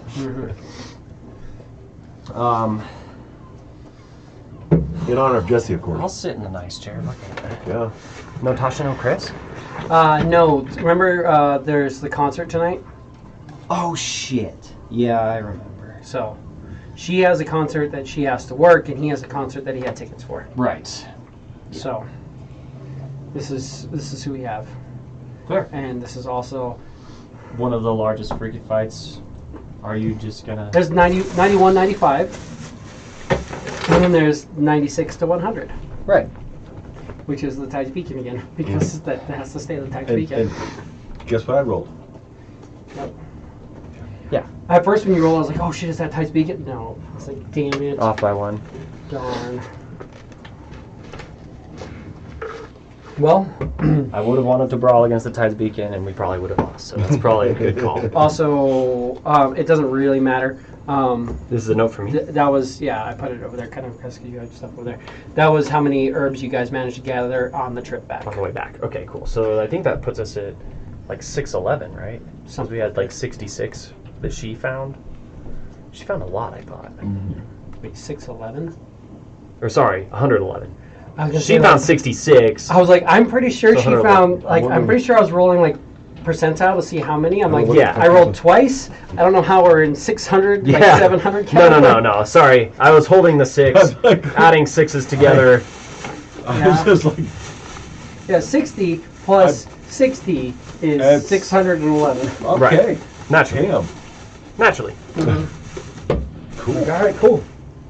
I'm going to use that math when I do damage to you. Right? Oh, I mean, that's fair. Well, Likewise. the first attack Likewise, is 4. I'll be using that The second damage one is when I do 5. damage to you let's- as well. Yeah. It's like, well, the first attack does 4 damage, the second attack does 5 damage, so that's 45 damage. Yeah. 5. Well, shit. It's alright, I can take it. All right. So what we're trying to decide now is, do we dump cargo, just in case? How much do you think they can see? I'd say dump anything that can possibly float. No. Dump anything that will sink. I was going to say, I thought that's what Yeah. we didn't want to do. Yeah, don't dump anything that's gonna float. Anything we Because dump. they can go past us and look to see if we've been dumping cargo Don't do that. and come back. We have bags of holding. How much weight is there? Not much. In cargo? I can carry a lot. In cargo right now we have 5,125 pounds. All right. Your bag of holding is getting how much? 500. So you got. So that's a tenth. got So 100 do we have more Do you- bags of holding? do you have Golrak has a bag of holding. Do you have 100 We have bags of 2. holding? So we we can have take 2, and Gorax is already mostly full. Do you have 100 bags of holding for this? we can take 2 bags of holding. I can hold maybe couple 100 pounds. So at least we can make The thing is, We a talked chunk about of it if disappear. they're coming on board to look at the ship, whether or not they're gonna let us pass or sink us, you don't want them to be finding anything. So you call it your possessions, but it's funny that your possessions are the same possessions that were missing from another Chronopolis ship. Well, maybe missing, however, they are trade ships. These ships specifically go out to sell this. So Yeah. I take half or a fraction of each individual thing, put them in the bags of holding, carry them in my arms, stash them away, empty Do you, the bags of holding Do you know- in my music box. do you know Then that the books that these Magians are writing have duplicates back in the port? So then it means nothing to them. We are fine. They can trace this shit down to the frickin' copper piece. They can't trace it with my god. Geb's copper pieces are Geb's. Their money is not theirs, whether they think so or not. They don't get to be as prominent and as powerful as they are by being stupid. As prominent, I've seen them be prominent. In numbers, yes. I'm telling you, you start overestimating these guys and they'll eat your lunch. Underestimating? Underestimating them. I follow.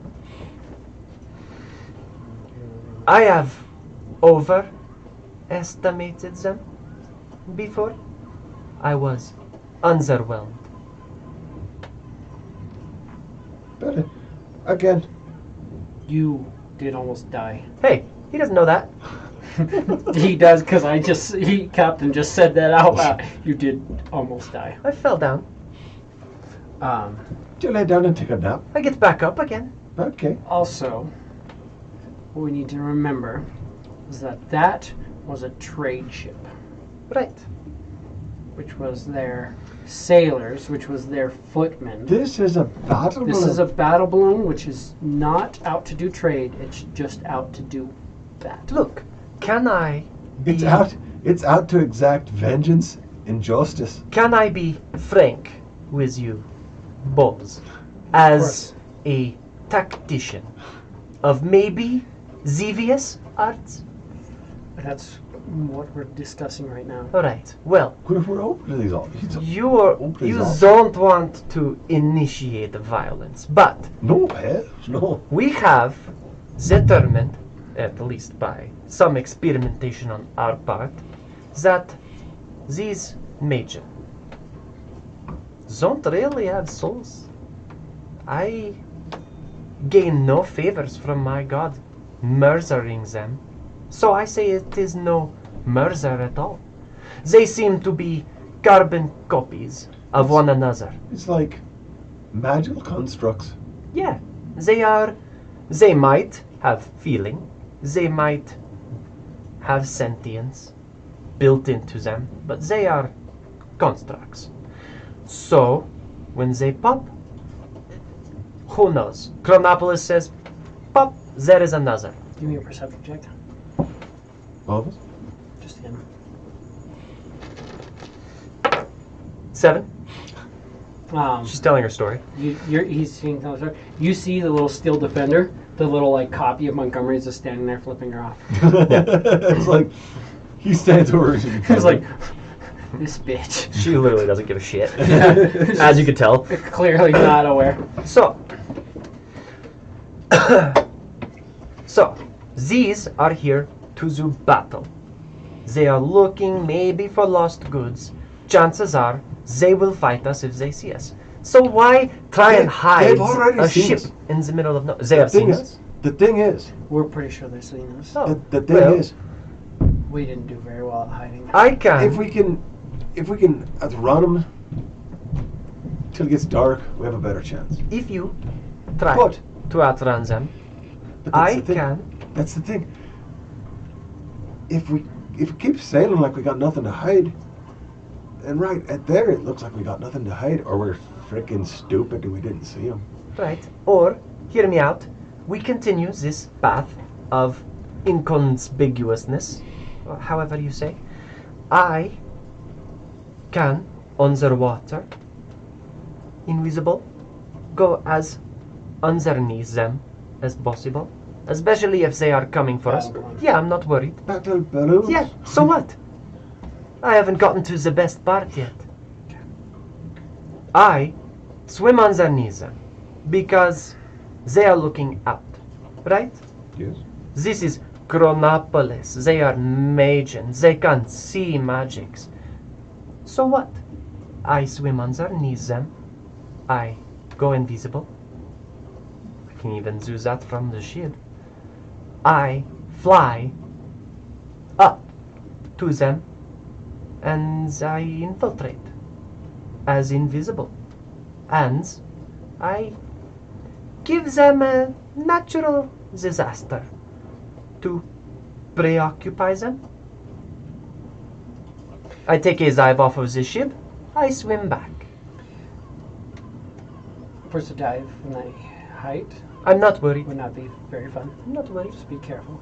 Not worried. Second thing, my concern is what if this ship has that Ulathar guy on it? Ulathar Ux. Then I eliminate him because that is a passion of mine. And then I jump off the ship and I swim back. Or you can have a gab of water breathing and I can take you with me. You are not too large to not be carried by the great Ila.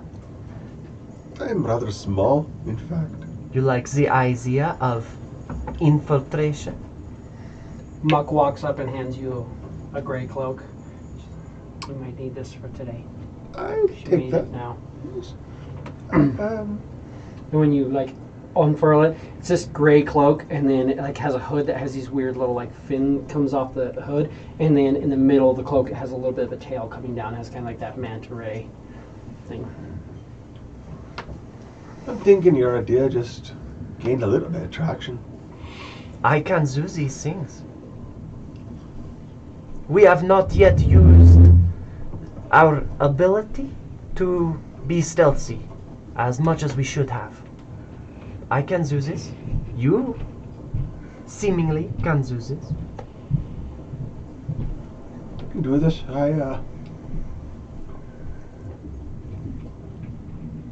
I think we had to see if our ploy of just sailing along like we got nothing to hide works first. If we do that, they are upon us before we can infiltrate. They will chase after us. They will want to converse with us. So let them converse.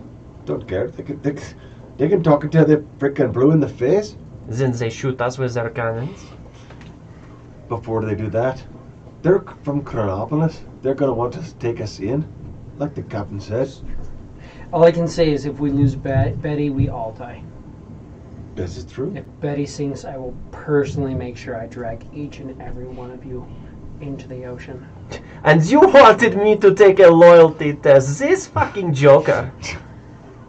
I'm just saying. I'm just We saying you don't are lose our insane, ship. Captain. Don't know if that's the way I'd be talking. I think that's the nicest thing I've heard you say. I'm just saying we don't lose this ship because this ship is the mission. No. If we lose the mission, we lose purpose. If we have no purpose, we have no life. If we have no life, then we're already dead, and I'm only dragging corpses down. Right. So, that is why Oh no! Is Ned in the room? Ned would not be out here, yeah. He would be. Probably. Just Oh quietly no, listening. we are initiating violence. The celestial gods from above will smite us and give us chain wings. I'm sorry, Ned. These are constructs. If we act first, we live. We go on to do these great But here's the thing. Everything in Chronopolis would be alerted that they're under attack. That they have, They already have been. even if we win. To be completely honest, battle balloons don't normally come out here on patrol. Yeah. Most of the battle balloons are tied to the fleet, which protect Chronopolis. The fact that a battle balloon is out here probably tells us that they are doing that. And Terry, like, literally has the book and it flips over and it's like, a battle balloon only leaves formation if there's a threat to Chronopolis. And it's literally written in the book in front of you guys. I think we are the threat. They may not know that, though. They do not know that this ship is a threat. If they come looking for us, they saw our faces. You saw they project that image. They know who we are, what we are. These Magian know our description. It was just a programmed illusion. They don't necessarily know us. If they can see us, the Magian saw my face as I slashed them from their ship. Most of the Magian, other than the ones we knocked off the ship, died. I don't think that they can see through each other's eyes. No, but they are Magian. They say, oh, this desert chick is on this ship, that's the one. Or, oh, the ship was Black Betty on the side of the ship. Every Magian that we killed died. Right. The construct died. There's A no... little bit of paint we turn into the Black Lady. And they'll never know. I don't think... That could work. Unless they found the people we knocked overboard, the ones we killed did not, in theory, did not communicate with that. They don't have that ability. They're weaker things. The only issue we have is the ones that we knocked overboard, Right, sunk, right, and lived. right. Loose ends. If one of those is on that ship, they might be able to be like, it's that ship. Right. If one of them isn't on the ship, they could also just be like, oh, we scried, we looked at this, we did whatever. Who knows? I think if we can get onto their battle blimp, we create a large disaster for them to handle, and then you and I flee the ship undetected. We are in great shape at being anonymous anyway. Right now, A couple of things I was thinking about. Captain brought a good point. Having one of those on our side would be freaking amazing. Yeah, except you are already trying to logically defend the odds. Not everybody here is going to take arms against a Chronopolis ship. I.e. Quiz, in case the captain has not explained it to you. They will defend the ship. We are expendable. We are the fighters. So we are. I already know that. Right. You found me we floating on a didn't plane. run onto the ship, but every member of my crew stood here and attacked And did that something. ship, Yes. and we killed them. We healed you as well. So what is the ship gonna do from 400 feet away as it shoots us with cannons? Shoot back with the lack of cannons we have? Shoot back with the trebuchet or the mangalels that was The pointless? last time I Maybe. checked, they're from Chronopolis. They're going to want to do things by the way of law. So what are they going to do? They are going to try and drag us all personally from the Black Betty? Captain here says we will die first. We'll see. The Maybe first that's their thing mistake. that I'm saying is we've already decided, I feel, that we don't initiate violence. We don't go looking for trouble, because there's a chance that there is a very high-level mage on that ship. And as Quiz always says, Challenge? you always say don't underestimate them. Never Yes. underestimate their spellcasters. Yes. But a good challenge is a good challenge. If there is a high-level If it comes spellcaster down to upon where we that have to be ship, fighting, then all of us better be fighting like we freaking mean it. If there is a high-level spellcaster on that ship, we better get them before they even talk to us. Otherwise, we are all dead. And as you say, if they are, so let's say they are 700 feet in the air. Right. What are we going to do? I can fly that distance. We can literally take a keg of black powder and blast their ship to pieces. Okay, And black we powder fall could into the damage water. a ship. It's not going That's to right. blast it to pieces. A battle blimp staying afloat as it is ginormous hole out of it. That will do some damage. It will do some damage, I'll give you that. But I'm telling you that a battle blimp can take several shots from a cannon before you it goes in. The Tyrion's like literally like pulling out the schematics and going, You know, yeah, they got to have. you would have to... Cannons are blown whole. They got to have a. Black powder's explosion. They got to have a powder stash to fire their cannon. We have And gotten if we put some of our major we put- weapons if we from put them.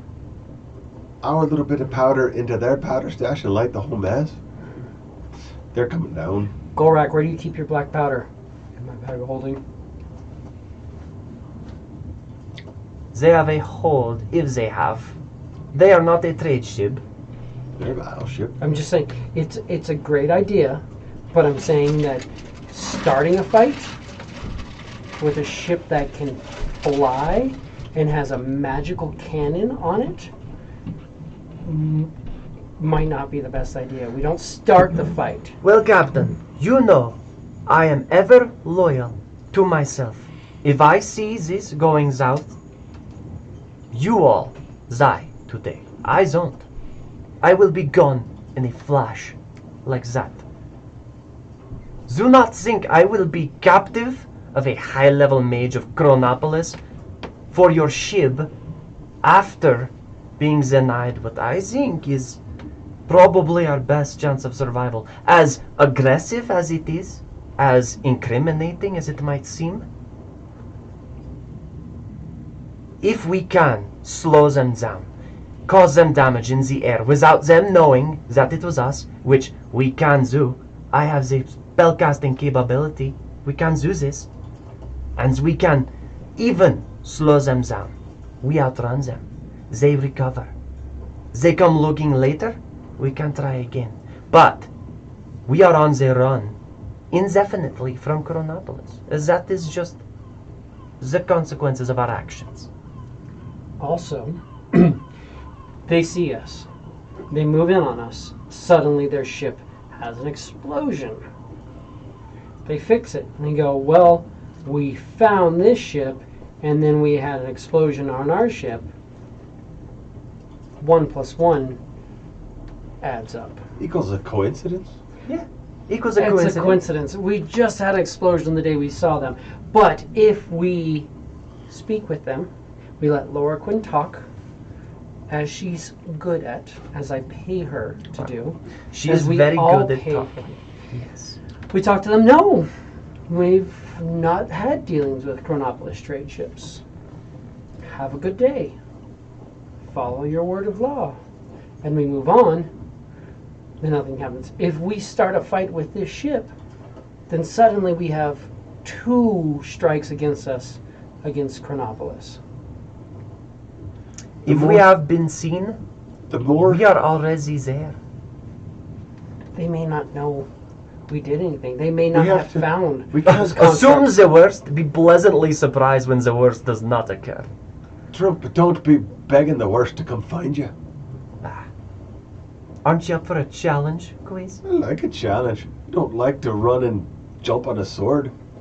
I mean, we could also, there's a chance we can sell Black Betty directly at the land, straight into the shores, and that we will crush it and cut through the island, and the entire continent We split. splits in half and All gives the us shards will wings. fall directly on the deck and we'll be just good to go. But there's a If you can make that good happen, let's do chance- this. There's a good chance that's not going to happen. Count me in. I'm just saying, I'm not going to sail The odds are into not the that land. astronomical. You're talking about fighting if it comes down to it, but you will not want to start I've a heard fight. stories of elven lore where there's a story of an elf shooting an arrow and cutting the land in half. Yes, some champion of Corellon Larethian. We have all heard it. So, I mean, a boat's bigger than an arrow. The titans of the plains blessed this land. Even if using an elf as a conduit. I'm just saying, I don't think we need to walk up and punch them in the face before we know their intent. Well, But like he says, like she says,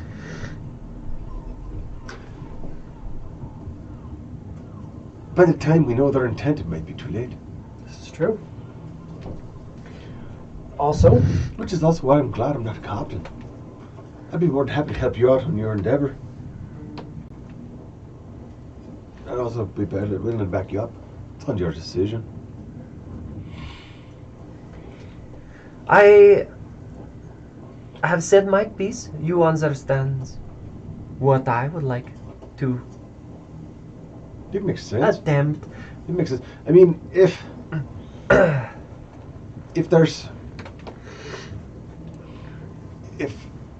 we have to understand whether or not they already know if this ship was involved with the previous altercation.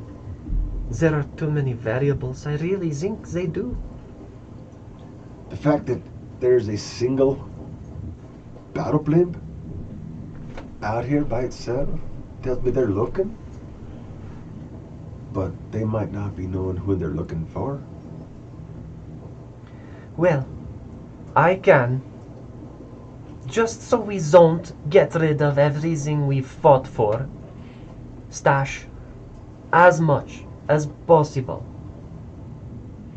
the trade goods that we want to keep. The most valuable, smallest, lightest items first, of course. And then the most valuable, heaviest items after that. Until you want to throw All this things stuff, that sink. all the stuff that sinks should go. We have lots of useless stuff that does not need to be on the ship. That would sell for a lot as a trade good, but we don't need. Food and water goods, toss them. I can create that. Baziba can fish that. For the matter, out of the crew, you shouldn't be throwing your food. we don't throw food. Why would we need to throw away food? There's no food we took from the Chronopolis trade ship. They had no food. They had a bunch of constructs on there, like We're not all the throwing food guess we they had, said- we had beforehand. You're right. So no, we wouldn't. But of the things we have, I would say we get rid of the blunderbuss bullets. We get rid of any of the firearms, things that are very specific. Maybe some of the specific clothes. Those can all go into extra dimensional spaces. Those are probably the most valuable. I honestly think if they get into our hold, no matter what, we're already fucked at that point. This is true. I say we. They are. We can. You can invite them on board if they request it. You don't have to let them below decks. And Mickey needs to there's take his nothing. clothes There's off. nothing in the law of the sea that says, no matter what, they have no. Just drops his pants. They have no. Mickey, put your pants on. Go change into another change of clothing that is not pride silk. It's. It was like 4 or 5 people wearing like pride silk Yeah. outfits. Not just Mickey. It's.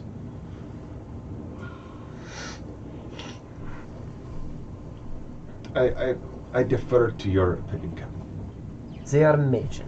They are supposedly intelligent. They can Zeus what we have done, I think. But maybe if they get their battle blimp super close to us, then they cannot use their cannons effectively. I'd say we're almost a week behind where we should be because we stopped at the island. They can't deduce that. That is true.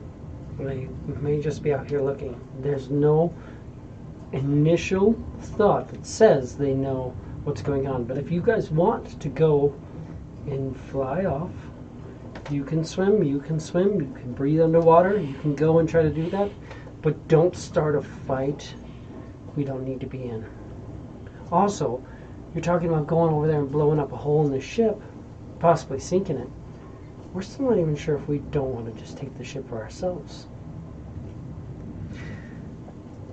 If all of us on this ship had the ability to get on the blimp, I would agree with you.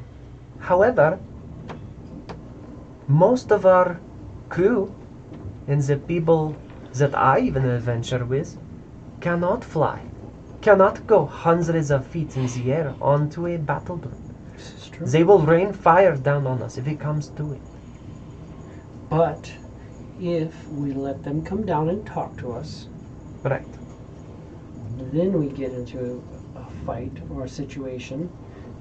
I'd say that at that point, your plan should be Infiltrate and stand by, maybe? should be enacted at that point. We can be prepared. Absolutely. I think we can also keep an eye out. If they say, hey, you did something wrong, we say, oh, we were in high seas, this was not us, bring us to your courts and we will prove it in your courts. If we are following their laws, then we start heading back. We have a couple days to figure out if we can turn things on them. And if we can't turn things on them, as long as you're on my ship, I send us 5 miles ahead, and then we move on from there.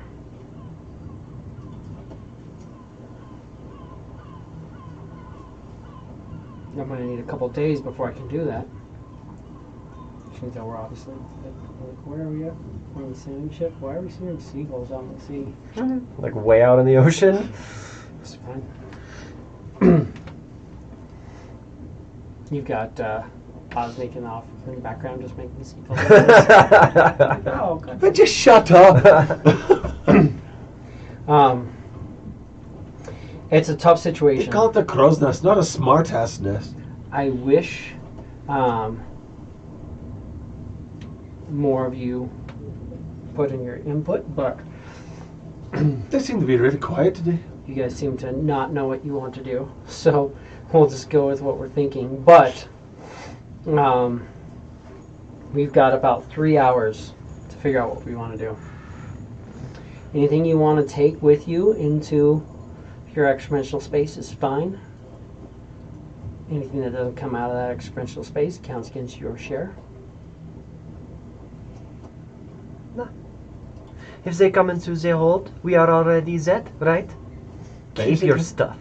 Basically. I don't want it. We don't need the trade stuff.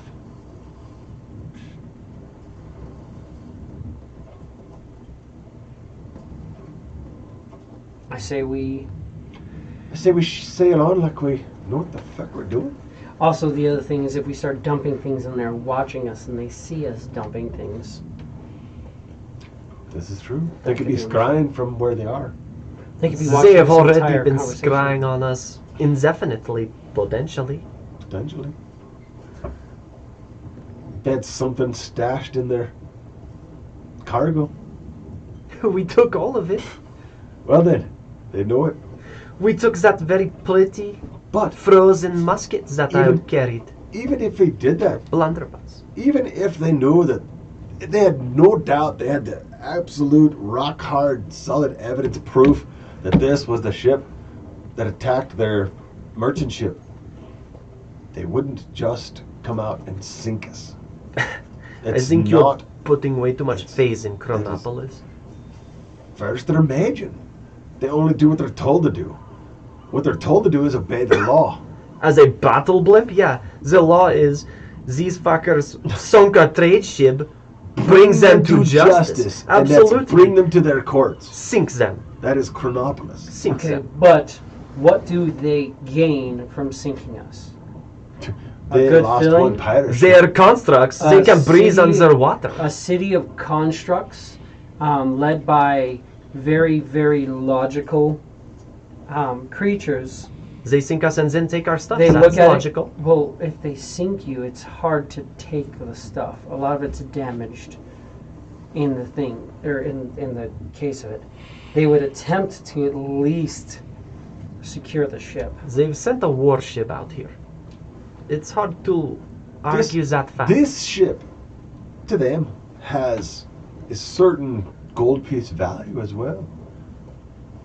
Simply eliminating those of us who are guilty, you who are guilty, me by association,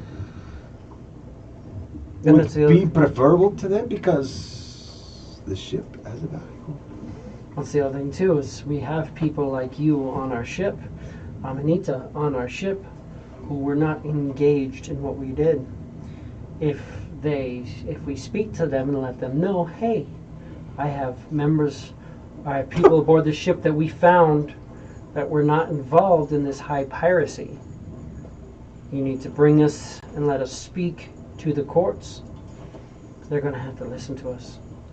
They're not going to be able to just sink our ship. I think they'll be quite happy to get a hold of me either way. I think they should stay below decks then.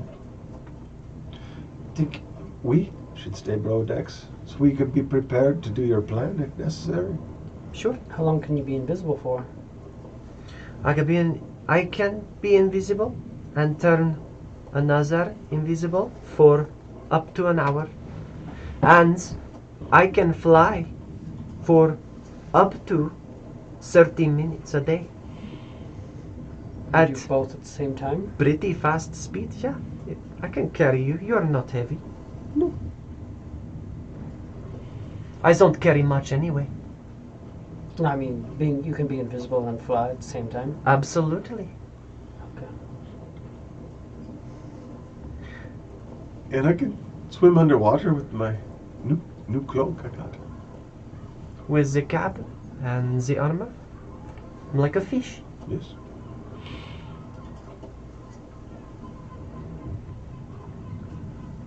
So, I like this plan. We'll let Laura Quinn see if she can handle it. If she can't though, we have the backup plan. We'll be ready. Or we can wait and be in tow and travel a couple of days. And then maybe They might have a little accident. they might have a little accident. We return to the ship and the ship. Alex, roll me a d20 and don't roll a 20. Well, now, because you Oh, said that, shit. There's a 20. oh, I'm staring at the 20. It's a 14. Let's go. Now it's just because there's a 1 in 20 chance that a Novothar is on the ship. Okay. So you're good. I just need to know before we move on. It was close. It was very close. Because that changes shit a lot. Somebody just goes, Blade of Destruction. Yeah. Who's on my ship? That was a bonus action to attack both of you guys and do Yeah.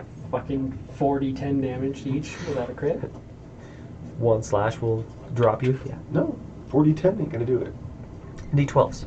Oh, 40-12. 40, no, 40, it's 40, is it D12s? Yeah. Oh yeah, it is 40-12. It's That'll D12. do it. Yeah, so that could do it. That could do it. It crits for 4 times damage. 4? 12. On 18 to 20, and it does 12. Oh, D4 That's- doubled. D12s. that's at this point it's pretty much fucked. That's if. Right. It's If just that. if. Yes. If there is a high level spellcaster, they brought the big guns, they will rain fire down upon us. Glad you got rid of that one. Thank you.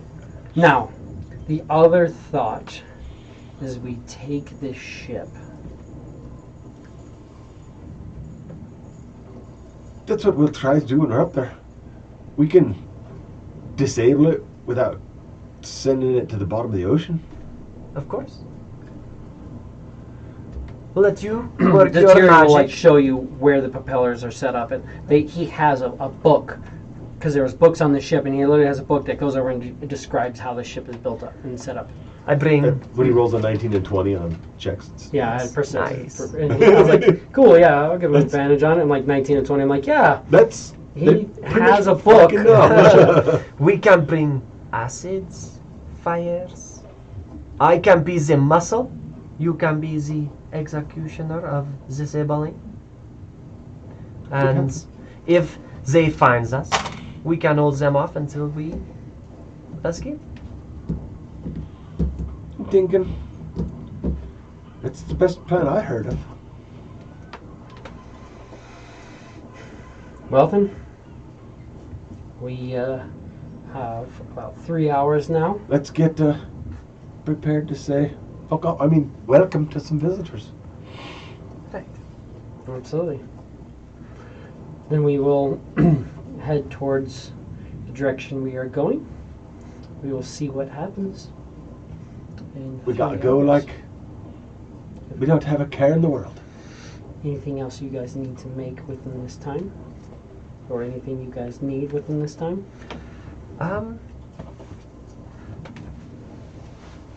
I don't think it will come in handy. As undead or not, constructs are not necessarily evil or good, but if there is a way I could... What I've discovered about constructs is they're really good at following orders. Right. I recently studied and acquired some magics that are good against otherworldly creatures or undead, but not constructs. I was So hoping you were going to say against scrying. I don't care if people can see me. I do. They can find me. If they get close enough, they better be lucky or be friendly. What do you need for your magics? Powdered silver or iron or holy water. How many flasks of holy water? Well, it consumes either one entire flask or probably up to the same amount in the silver or iron. How about 4 flasks of holy water right now? Right. Does that get you started? Of course, that is For very now. helpful. Mark off, or you can add. So he would call from, or he'll, without actually doing anything. You just see, just Muck is bringing you some holy water now, and Muck will bring you up a little case. There's 4 flasks of holy water. There are. Let me mark that off. So did you add that on? Yeah. He also brings you 1 dragon's blood. Dragon's blood. Just one. Mm-hmm. You have to tell me what you have it set as, because obviously it's whatever you decide it to be. I know exactly what it does. You don't know what it does. Correct. But you have it, and you can drink it and see what happens. He gives you 4 acid vials and 4 alchemist's You can drink fire. those too. Sorry, no, I'm sorry, not alchemist fire, alchemist doom. So hold on. 4 acid vials.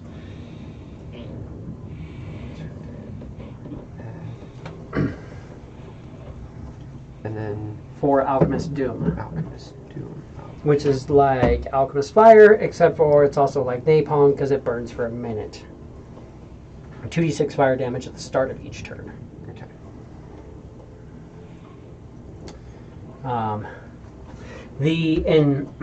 You've spoken with Dorgal a little bit. Effectively, Dragon's Blood gives you or taps into the unbridled weave and causes wild magic to surge around you. Right. So, effectively, things happen when you're taking actions and stuff like that. Gotcha. Literally almost any action you can take can effectively cause a wild surge. So even if you're just like going like attack, you attack a few times and then a wild surge goes off. Jesus. which is why she doesn't necessarily want you to have it on this ship. But if you're on their ship, Go here's right if you after fireball it. yourself. Oh, you want to fireball yourself? You want to make some bubbles? That's fine. Do what you That's want. cool. Oh, bubbles, that's cute. Fireball, that's painful. You're back to use the potty real quick. If you guys want to discuss your plan real quick, what you want to do on this ship. Okay, so we have the plan of getting it down underwater there, underneath, flying up to it. Right. How do we get on board? I fly us up there. To the leeward side? Wherever they aren't You looking. can figure they're going to be looking towards the side that's this ship's on. Of course. How good are you at stealth? I am pretty good. I can... With the use of magics, I can be even better. But if we are invisible, I am confident in my abilities to be quiet as Can well. we get us both invisible?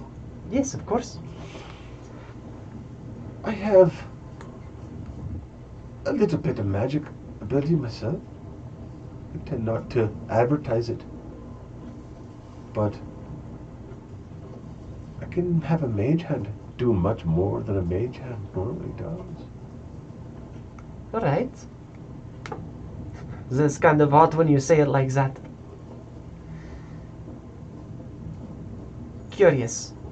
You can affect and interact with things from a distance. Definitely. That is nice. My mage hand can carry things. Alright. Like a bag of ball bearings. I have many of those. And caltrops. It's fun to drop that off a distance away from you, keeping the attention off of you, what you're doing. While they're tripping and falling and you're doing what you need to get done. So, from what the captain is saying, these creatures can fly. So I'm sure they will immediately start to levitate. The thing is it makes such a clatter. Oh yes, of course. It is a distraction either way. That is it, definitely it.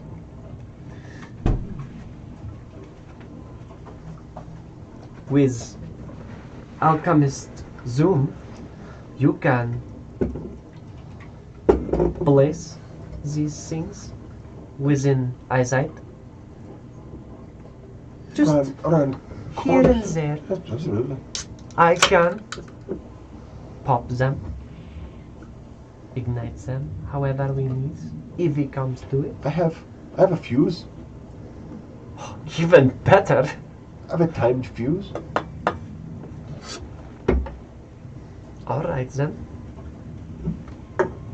We can accomplish much without even having to stay.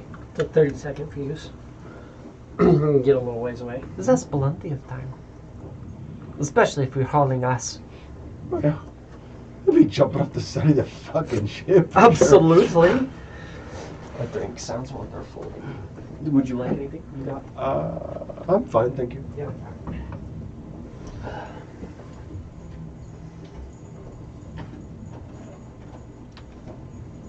So you guys are going to prepare to head to the ship if need be. Right.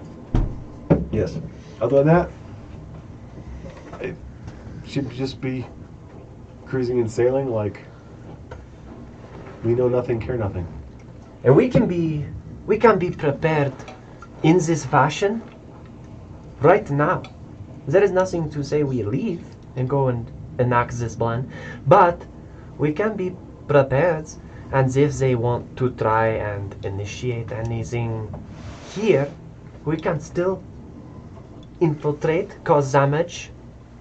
What I'm thinking is, if they want to come on board ship here, it only seems fair that people from their ship are coming here, somebody from our ship be going there, Of course. whether they know about it or not. Right. I like this idea. And if anything happens down there, we can unleash chaos out there. Absolutely. Is this dragon's blood? You also talk thinking. about chaos. I've only heard stories, but it will be fun. I like a little fun with the challenge. Also, just remember, if you guys do start shit up there, it's just the two of you up there starting shit with creatures that can innately create lightning from their minds. Right. Oh, no, Just as long as we're aware. A lot of that also depends on whether or not they can fucking see us. This is true.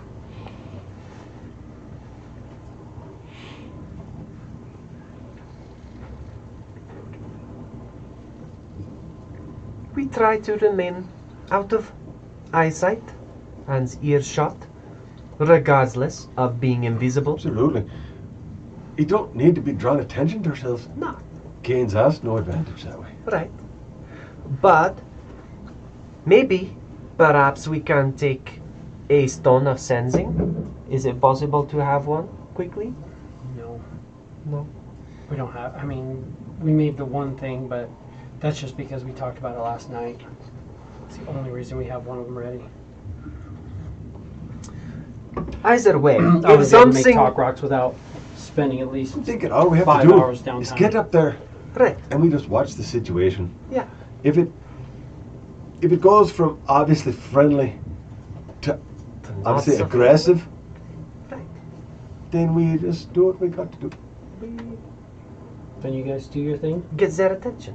You do your thing, and we will do ours, and we will try to see if we can talk our way out of a fight. If we can't talk our way out of a fight, try to talk our way into becoming prisoners before we fight.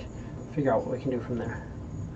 If they try to fight, I'm we saying- cause chaos. I'm saying if you become prisoners, we'd be staying on their ship.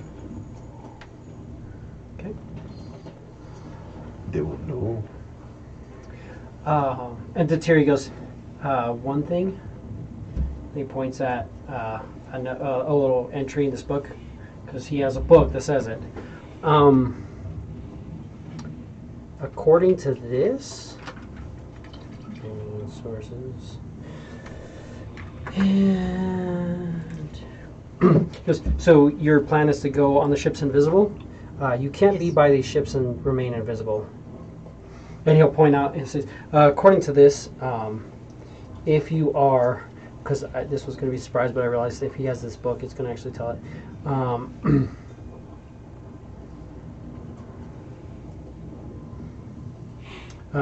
He looks at this and goes, vigilant watch. There's a row of crystal orbs on the ship. Any creature that comes within 100 feet that is affected by the invisibility spell or is invisible glows. You're not going to be able to be invisible on this ship. Now then, I guess I'll just have to be stealthy then. Right. You can be and stealthy. if I'm we are just saying, coming just from be- underneath it, we can be invisible the whole time through the water, Oh, up to 100 feet underneath them, Hmm? and then I can dispel it so we're not glowing. But we just float right up to the bottom of their ship anyway. Just so you know. But that is good to know. Yeah.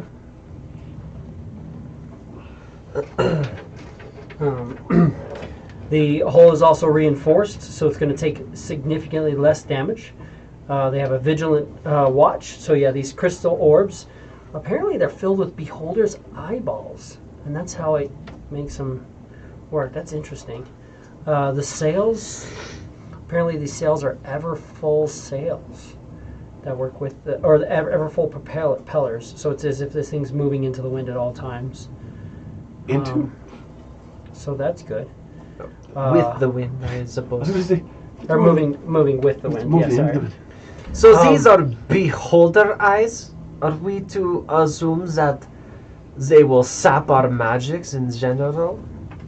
Because if that is the case, we are already screwed. No, it doesn't. It just works against invisibility. Vigilant watch. Get a scribe on board. Here is Already it. writing down what you're Row actually crystal. talking about. Right?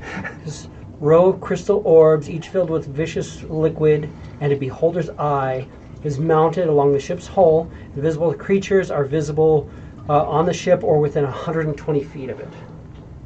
So yeah, so it can watch around. Reinforced hull to make it more powerful. The Everfull propellers. Resistance to fire or acid?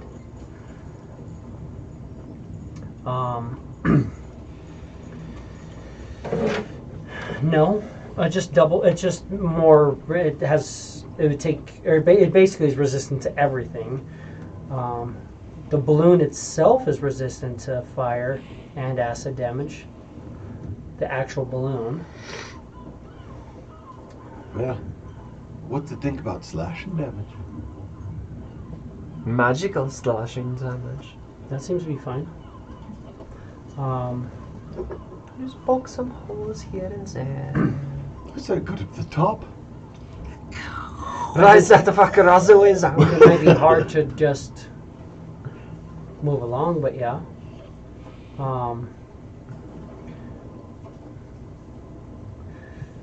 Yeah, I mean, you can attempt Not to destroy the just balloon so one, it can't maintain two. altitude.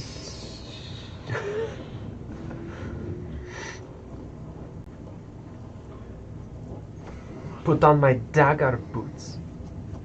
A couple of my feet as well, and just lay sideways. You have dagger boots? Of course.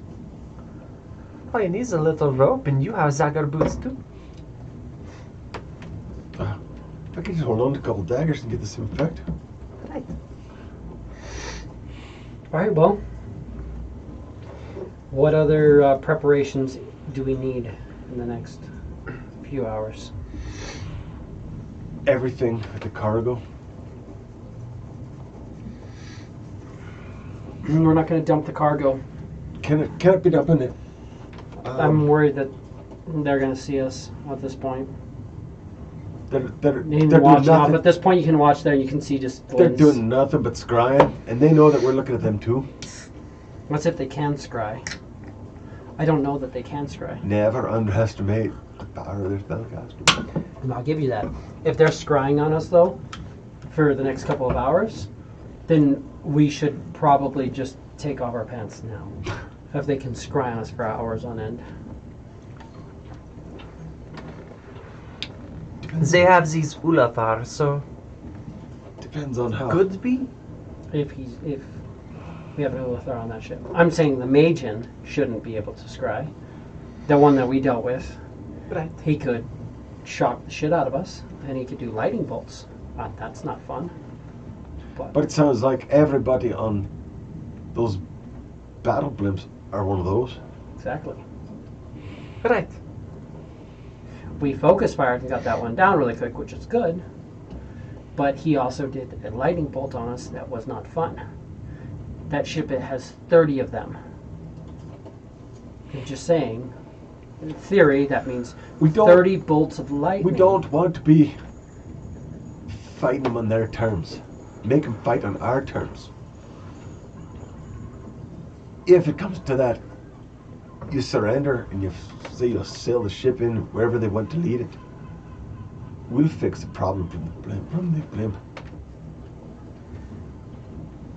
Captain, you are silly if you think that the two of us would do anything to engage in combat with them on their ship.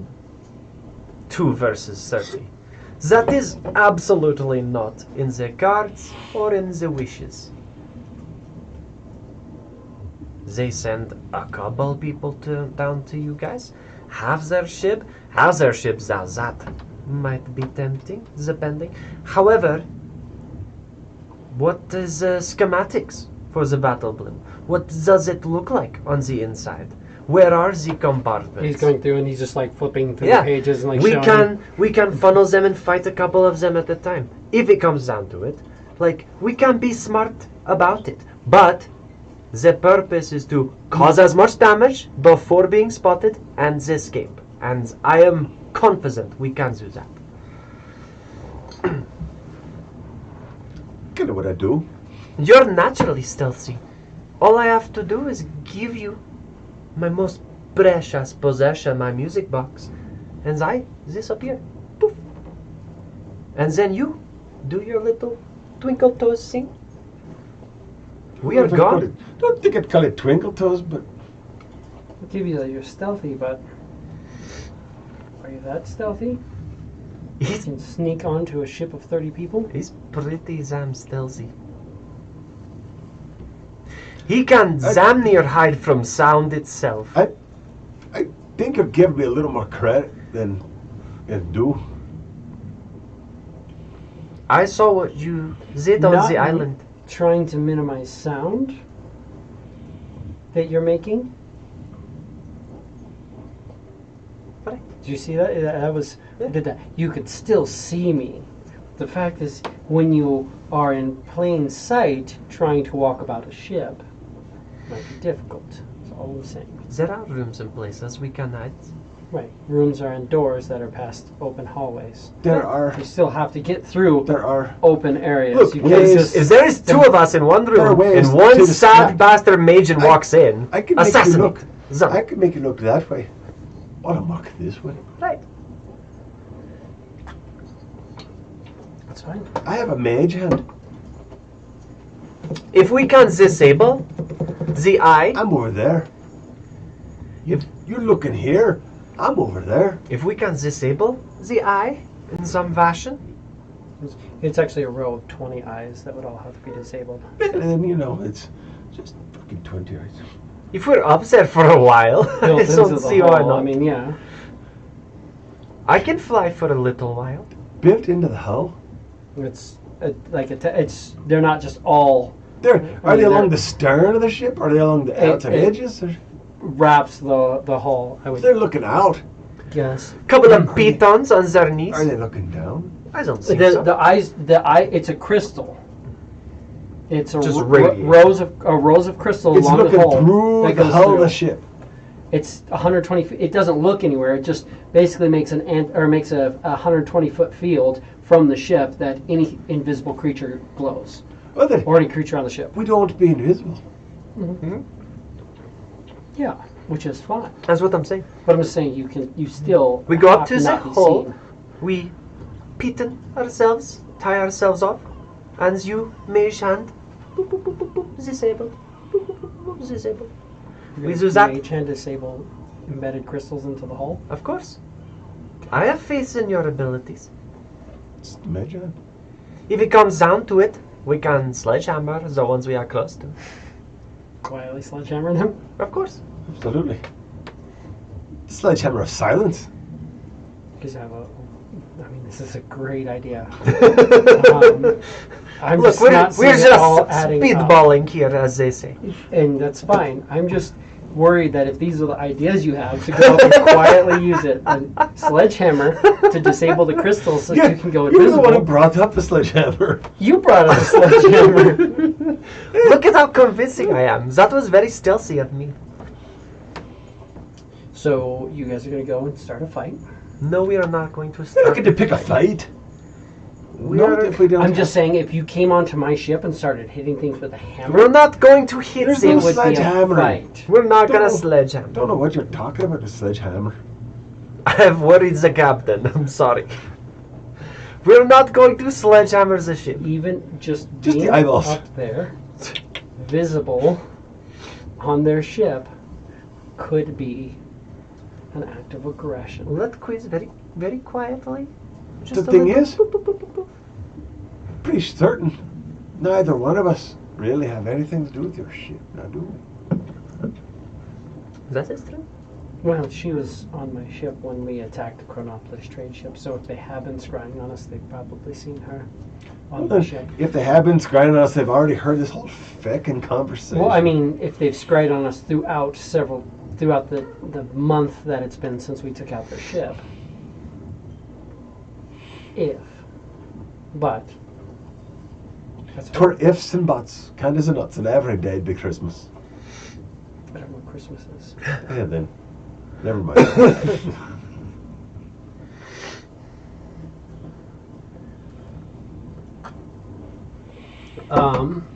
Just being prepared. That's fine. Is there anything else though you guys need from us before the next couple of hours pass along that suddenly I'll be like, oh, if I would have known 2 hours ago, I could have done something. Right now it's 2 hours ago, so let's think about it. Indeed.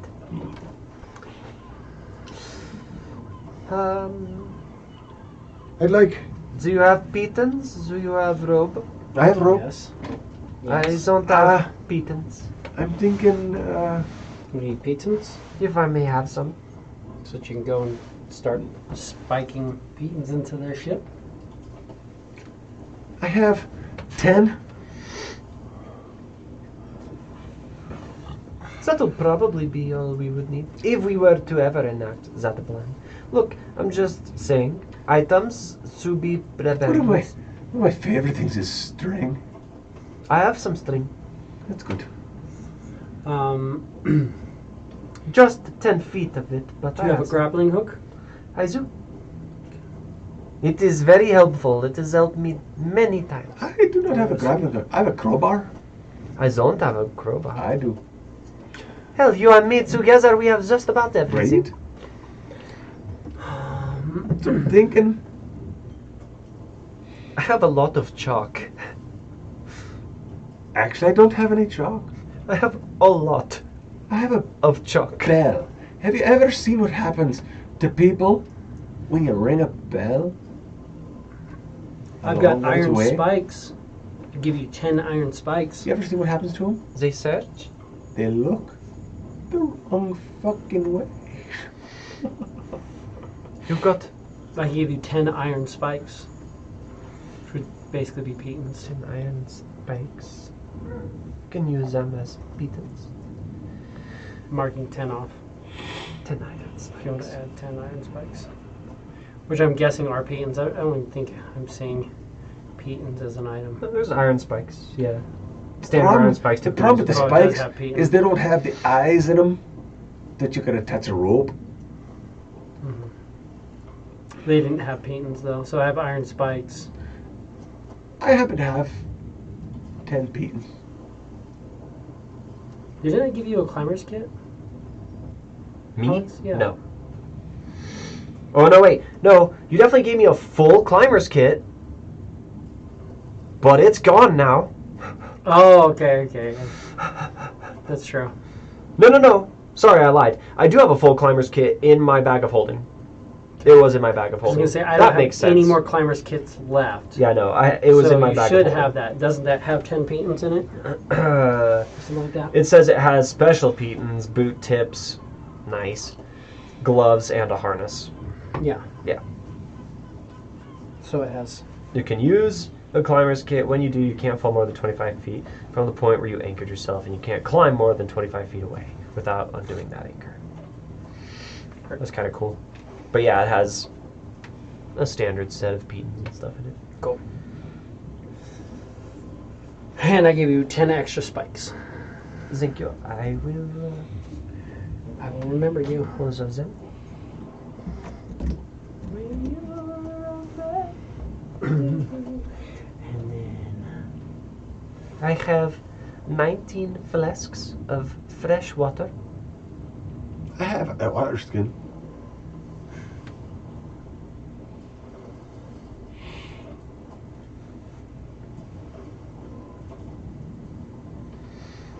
Montgomery will be like, I have a ring of water walking that I had set up, but it's not going to help you now. It's alright. That's the best I have. Because, Water walking. Does that say you're to put that on as you're falling? Keep you from taking damage? No. Or a bit like hitting Be freaking like stone? hitting stone. Probably a bad idea. Yeah. I don't think we need it. falling from any distance into water is like hitting stone. Not like you're wearing a ring of water walking though. That is true. Hmm. Not so much worried about that anymore, so. The next few hours pass as you guys get prepared, make anything or any preparations you want. As you guys are going through, you can tell this blimp is definitely beelining and directing course to head right at you all. Well, You looking to pick a fight?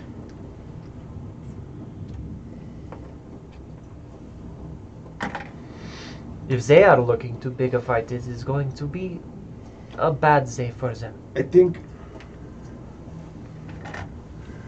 we are prepared to give them a very bad day. Where do you guys want to be? I want to be at the leeward side of the stern, off the edge of the ship, above the waterline, waiting. Them. So like over here? Because they're Rezi, coming from that side?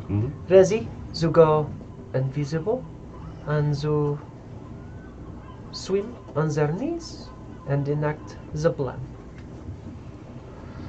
Absolutely. The ship is closing in. It looks like they're coming to be directly over top. Drop a little waterline, Yeah, we'll catch up to them before they get directly Yeah. over us and come up from underneath. so they can't see us. Okay. You guys head up, flying up underneath them. Yeah, Yep. engage it because we've got a good idea about what, So- 100, 120 feet ish. 120 feet, 130, 140, 130 Yeah. feet away. Shut Take off that the invisibility. invisibility off and and just get you straight on up. directly underneath the very center of the stern. Yeah. Give me a perception check.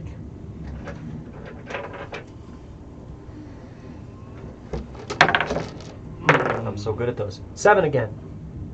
21. So when you're flying up, realize this is not a sailing ship. So you're flying directly up to it. You are seeing portholes, basically, gray portholes looking downwards as well. So they can, because when you're in a ship, you're not going to want to be like, Right. there's things looking directly towards you guys. As you're at about the 130 feet, you notice this. There are portholes looking down directly towards where you guys are. Do you see eyes? What's that? Do you see eyes? With a 21? You don't see them, no, not at this point. At this point, I don't see anybody looking at us. I mean, you're talking about the beholder eyes, right? No, I mean literal Actual people eyes. looking at us. You see there's some Magian that are floating around, flying around the ship, moving around, looking out, flying like by the ship with spy glasses looking at the ship, communicating to each other. It's hard to hear Oh, what they're saying at literally this just distance. flying like bees around this ship. Just, yeah, flying around. They are currently actively preparing to engage, not necessarily showing signs of hostility. You're not seeing weapons going at ready, but their primary movement is flight. So it's literally like I can walk like this, or I can just fly around. Right. It's my primary sense of movement. So Have yes, they they are flying seen? around the Have ship. they seen us At yet? this point, You guys are at about 130 feet, so you've not become visible he's yet. going to 130, 40, do whatever his you said. mage hand. Okay. That doesn't go too far. Does not say. Mage hand, ledger domain. It's not mage hand. It's slightly different than because it's invisible. And because So it it can glows. actually pick up and manipulate objects Mhm. where a mage hand can't. Right. Mage hand can lift like 5 pounds, Right. but it Not can a lot. manipulate. But this objects. can manipulate. I mean, it can do my sleight of hand. It can do sleight pick of hand locks and pick from away. locks. Yeah. Yes. So it can also Jingle carry bell or a bag, ball bearing. a ball bearing. Right. Yeah. Absolutely. Well, normal mage hand could carry Right. up to 5 pounds. This one can. A normal mage hand wouldn't be able to do like intricate movements. You Right. can do pick locks and stuff like that from distance. This can go up and do a few ball bearings here, a few balls there, Mhm. a few balls here. Yeah. On the opposite side, furthest away, It's still. What's the range of mage hand? As per the spell. doesn't fucking tell me here. I don't know. You can make the spectral hand invisible. Are you looking at this under your spells or under the ledger domain? Features and traits, actually. Yeah, so that's going to tell you the modifications, but it's still based off of the Mage Hand spell. Mage Hand, Range 30 feet. The hand vanishes is if ever more than 30 feet away from you.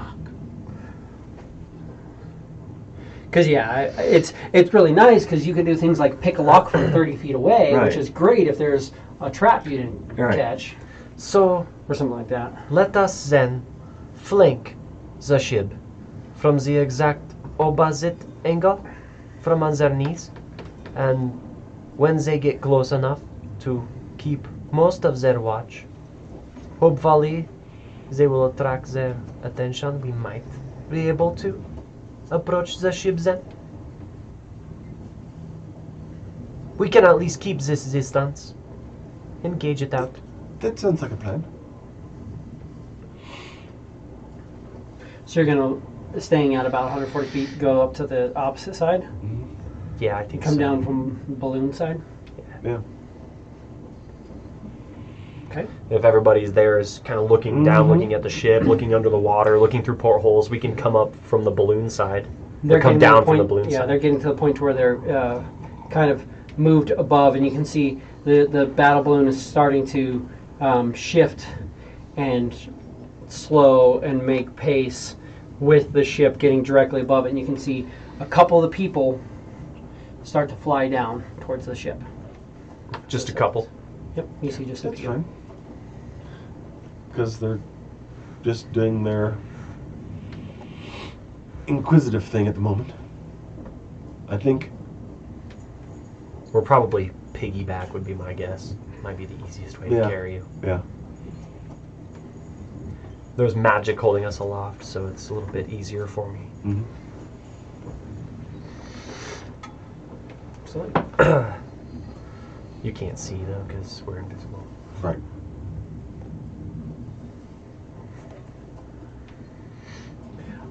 You guys get over to the, now you're kind of like up top of the battle balloon, and you can see there's a couple of them that are now doing what looks like, imagine what ion stones would look like, that are floating. So you've got the main balloon, and then off just below, probably about halfway between the bottom arc of the balloon and the sides of the balloon, about halfway and about 20 feet out, you've got 10 of them that are just orbiting. Then they're just like facing in towards the ship, but looking down out again, like 20 feet from the balloon, looking down at the thing, and they're just flying, and they're keeping almost like a tight perimeter, and they're just flying around this, looking down at the ship below. Pell, I say I'll land on the balloon. If you don't feel like it, let me down there. Gently. If they seem like they're gonna get aggressive, I'll get a little aggressive with their fucking blimp. Maybe we stick it out, see if we can gauge how the conversation is going on the ship from here. I can keep us aloft for 30 minutes. Hopefully is enough time. Hopefully. At this point, it'd be about 10 minutes in. At about that 10-minute mark, you kind of feel yourself go weightless for a second, and then you feel like a good, like, still being held. So what you're saying is you can cast this 3 times. He's not casting, but yes. Okay. For now.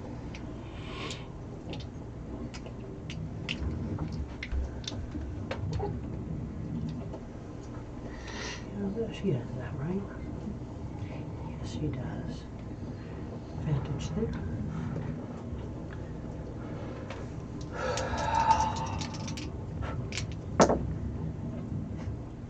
Okay. Not terrible. Talking. They're going over some stuff. You guys can't hear what's being said because Right. you guys are Way up high. way up high. At this point, the ship is about 400 feet up in the air. So we're good, like 520-ish, And you guys are about- 530-ish. Yeah. About 550 because you guys are keeping a distance. Yeah, from making sure we're the not edge like of it, yeah. bobbing that And it's blinking one of those things, bright you've got- distance. What? Yeah. What the fuck is that? Is there a light up there? You don't think that it's from the edge of the balloon. You're pretty sure it's from the edge of the ship. But we The balloon just is want to dead, make but sure. you still make sure you give yourself distance. Yeah.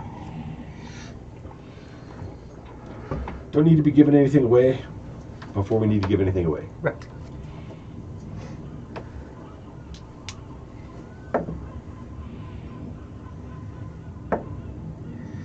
What are all these seagulls doing here? Right. You can hear Osneek on our ship.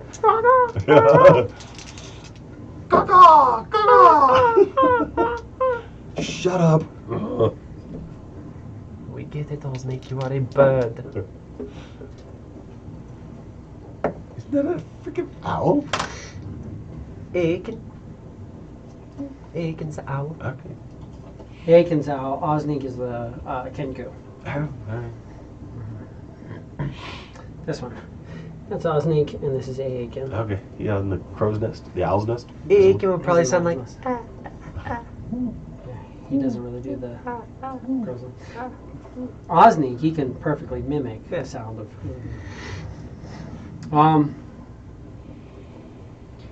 20 minutes.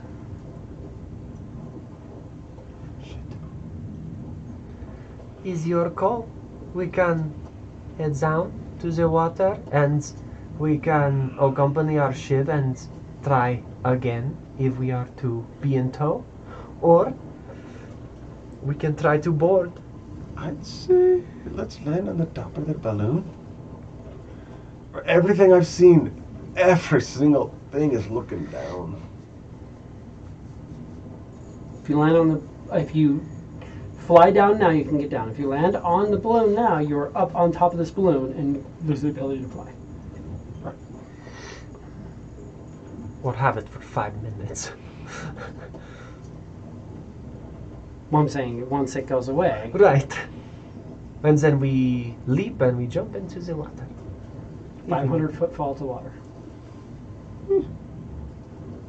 Better than rock. Not much. Bloop. Right. That is fine. We don't need to leap. Bless me. Sorry. God bless you. While they're doing that, this whole sneezing thing, you land on the balloon, they'll never know. Alright, you've convinced me. You just land on top of the balloon? Yep. Fuck. You land on top of the balloon? Because nobody else is here to tell us no. You guys are now visible. Yeah. Right. Yes. Do you let go of the stop country and the visibility? Yeah, I'm not gonna. Yeah. We won't be just bright. Stop glowing. Yeah, if he says we should go, she'll just. Like as soon as you get to the edge where you're kind of, I mean, and it's not like you're significantly brighter. It's just that you are There's a glow. clearly visible. Yeah. You can see Ela's legs just like Start from to- her torso down, just dissipate into like this swirling sand as we're levitating and she's flying you down. You land. It's about 25 minutes now, so you got 5 more minutes of flight. Well, We can always say it's fun while it lasted. are you saying you would like to just do this? No, I say we stay here. Have a fucking picnic. They can't fly. You do know So this, right? far, nobody knows we're here. Why? They can fly. They can fly all over the freaking place. Why would anyone fly up here? Nothing has given them any reason to come looking up here. I'm nervous, but that makes this so much more fun. Sometimes you gotta hope for their holes. Alright, picnic it is. And she sits just cross-legged, and she's started pulling stuff out of her He's gonna bag of bust out holding. his cards. Alright, I'll play cards with you.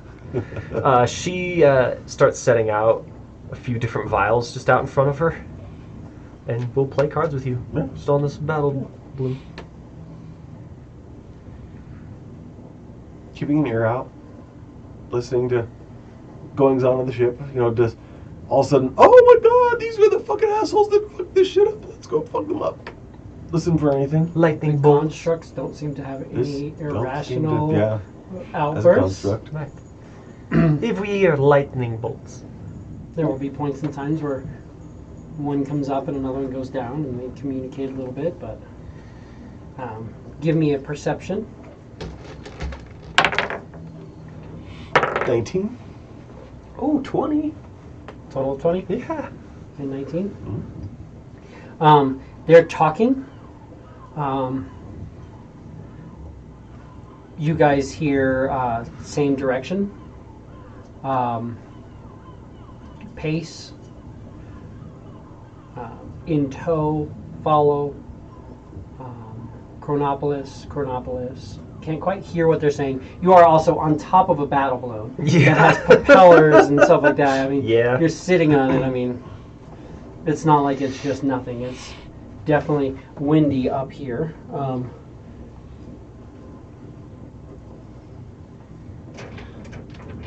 Well, unless they're flying against it, it's technically not windy. That is I true. mean, there's still wind out. There is no It's breeze. not blowing past Not even a us. single slightest hint of air when you're in a hot air balloon. Never is. Because you're going with it. You're Well, always and I'll going give you with the that. air. Then they're going relatively with the. I mean, a little. Unless bit you're in a against it. storm. They're going like this, and the wind's going like that. I mean, there's not a whole lot, but Propellers have it tilted.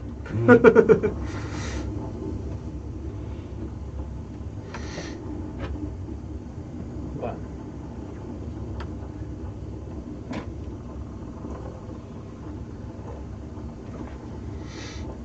but you guys are up on the balloon. What would you like to do? Well, Quiz. Interesting that we find ourselves here. That it does. I wonder, camping out on top of a battle balloon, just how brilliant the stars would appear. That'll be spectacular. Do you have plenty to eat on you and drink? For as long as I plan on being up here, I sure do. Alright, just making sure. I do too.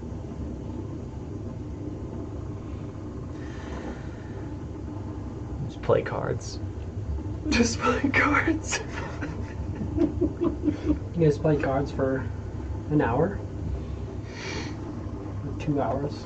I'm short resting, by the way, so. Right. Mark off a short rest. Excellent.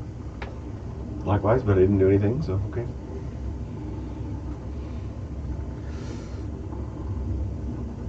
Before the end of my short rest, I don't know, I think we talked about this. Before the end of that short rest, is it possible to do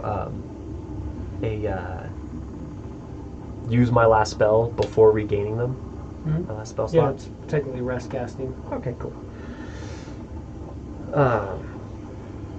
Then she would go ahead and cast Borrowed Knowledge on herself for that. To gain skill and 1 proficiency in which I lack. Proficiency in 1 skill. What proficiency do you want? And how long does that last? She'll go ahead and do acrobatics. Mhm. And it lasts for 1 hour. Okay. But at the end of every hour, if it doesn't seem hostile, she'll kind of re-up that on herself. Just try and make the slashy down and into the water a little better. 3 hours pass. So is it... In 3 hours, it seemed like has our ship altered course off of where we believe it would be going? Yeah, have we started like sailing north Give again? me a survival check. Well, you got to remember, you guys were sailing like this Chronopolis is like this. Oh, fuck. So at where you We guys weren't are going at, north, were we? you guys That's are out here and you're sailing towards here. Chronopolis is here. Sorry, Chronopolis is here. Yeah, so it's in the opposite You guys direction. are here, so Right. it's coming up. So you're either coming Oh, here yeah, or you're good coming here. Right, yeah, it is tough. And to here was going to be So that's an 8, a little over but that's 20. 11 days. Right. So That's me. you know Roughly. the difference of that to that over the 11 days is Right. it's going to be rough. Plus, also you're on top of the battle. Oh, yeah, I Trying rolled to pretty get a feel low for too, your- so I got an 8 as well. Got a 9. Yeah, You're so we not don't know. sure at all if I mean, you've it's traded. like, there's my 8, and there's a 20. And there's an 8, and there's fuck. What you guys know is that you're on the top of a balloon. Before you sat down on this balloon, the two ships lined up. You heard something about same direction and making pace. You haven't heard anything else from them. You can tell there's points where they're talking, but they're not just like screaming at each other. Right. They'll fly right over to each other and say something and then move off, but it's not loud. Well, Laura Quinn can talk to anyone anywhere on the plane now. In theory. So, if they have something important to tell us, they can. Deal on the other hand, you're too good at this. I don't understand. We'll have to see what happens. Except she has a really good sleight of hand. How good? Really good. Really good. Trained in it. She probably doesn't have the same dex modifier that you do, but she's good at it. Really good? What is she attempting to do with sleight of hand? She'd attempt to cheat at the game. Absolutely would try to be better than she is. Give me a sleight of hand. Give me a perception. Oh, this was my perception. As I roll a 3. Fuck, so did I. Well, I got a 10 then. So did I. Something weird is happening. I was like, Yeah. Really? That's weird. For a second, I could tell you had 6 cards in your hand, and then now you have 5 again. that's She's odd. definitely going like, oh, I folding 3 cards. And Yeah. Holding two. cards. You gotta get a shuffle. You're like, yeah, this deck feels a little bit light. This deck is light. That's odd because, you know, I don't know what the heck's going on here. He's pulling his own cards out of his. Give me a sleight of hand. And give me a perception. 18. 16. What'd you roll? A 17? I roll a 6. Yeah. Yeah, that's awesome. You guys are just busting. Just laughing, just giggling. laughing. She's Sitting having, on top of a balloon. yeah, It's like, fuck. she's having way too much fun about this. Shit. What if I way too much fun sitting up here? This is the most fun I have had away from the ship in a long time. There was a drow in Zarkshore. Much briefer fun. But this was nice. 7 hours. We're up here? So we're all going in the same direction though now. You've We not can- seen. We you can can't guess. see the Or ship. we are going in the You've never opposite seen the direction. ship that It's not often. going off its own way. We're- You can see ocean around, and it's never split off. How come you're Apparently, we're just not going to say it. fucking what's her name on the ship hasn't tried to contact either one of us? Something tells me that we are headed in the same direction. If we were to have come up here like they knew the plan was, and then they were to continue in the opposite direction, I'm sure they would get word to us. Either that, or we're hitchhiking on a battle blimp. Never thought it'd be a story in a battle blimp, but hey, this is kind of interesting. 8 hours. 9 hours. It's starting to get pretty late in the day.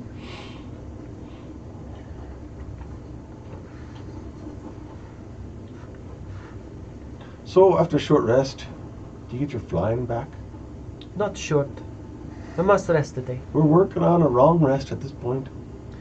I can trance and get the ability back. Might as well. Early. Tomorrow morning I can wake you from your slumber. 4 hours would be the middle of the freaking night. Right. Don't tell me about early in the morning. Early in the morning. That is how that works. Oh, you're right. 12:01. Exactly. All right. Perfect. You can still only take things like one long rest per day. So I mean, she's Right. not gonna. I can't. She can't just be like transfer 4 Supple hours. I up. get all my dailies back. Right. Do something for an hour. Transfer 4 hours. Do something. Yeah. I cannot do that. It's been 8 hours sitting up here. It is exhausting. It takes time to recuperate. It's about, and remember, so when you first 9 hours. when you first got up in the beginning of the day, you saw the ship and it was about 4 hours off. Right. So you're pushing that's into 12 hours. 12 So hours, so it's like sleeping early. It's fine. That does not bother me. Well then, start trancing. I'll keep a watch out. Tomorrow will be an early day for me to cash in. But I can do this. We gotta do what we gotta do. This was my first time trying my ability to fly. It's the second time I ever heard this. Is my first time. Whatever. Just the second time. You have not had as much fun as I Yeah, expected. apparently not.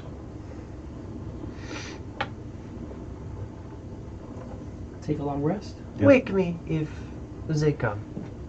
Indeed. Wake me up before you go. Go. You take a long rest. It is now the 14th day of Avandra. 1 minute into. Do you want to do me a favor? Roll me a d20. Yeah, because Absolutely. I got us into this mess. What other encounter do we want to face, right? I don't know. Let's say 8. I rolled an 11 at this point. Roll me a d20. Mine was percentile. Roll you a d20? I'll roll a different. Me. You roll a You d20. rolled 20. 8. 1 in 400 chance of that. Right, you're welcome. Okay. We just see smoke because our ship is catching on fire. Oh shit. No, but you're resting, you're trancing, and as you kind of come back from your trance, first of all, what are you going to do? Because you are still on top of a balloon. Like, do you want to like try to like? I mean, there's ropes and stuff going over. Do you want to like tie on, do anything like that? Get some canvases and stuff over and just kind of over top. And, Secure yourself well enough. yeah. As you kind of come to from your trance and you're kind of resting, do you want to actually try to sleep? No. No, I think so. Yeah, but you're relaxing. Mhm. You feel it. Once she slowly wakes starts to up, she onset. can hold you if you want to try and sleep. She would offer.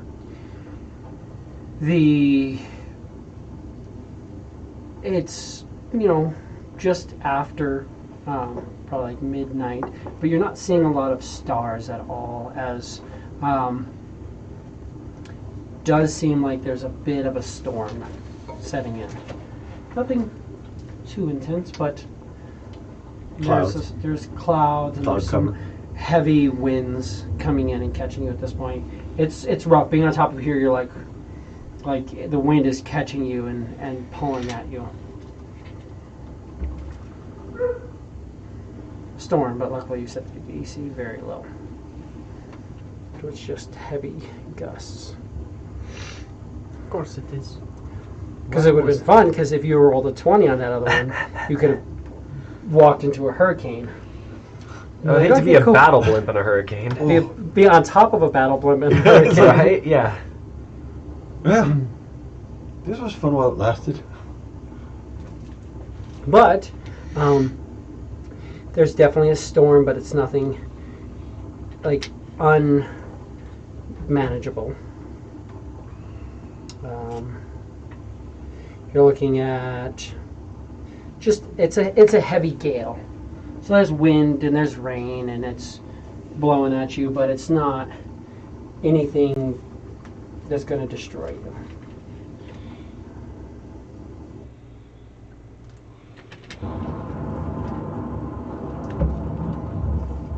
You are definitely storm. Little bit of thunder. Lightning. Thunder? Thunder. Lightning. But you finish your long rest. What would you like to do?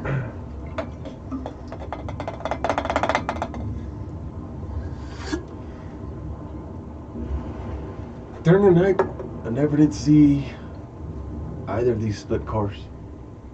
And from what they're saying, they got it to follow. I heard that too.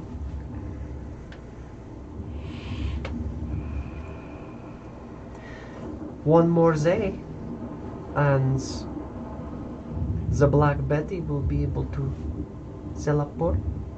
Not one more day. A couple more days still. Couple more days.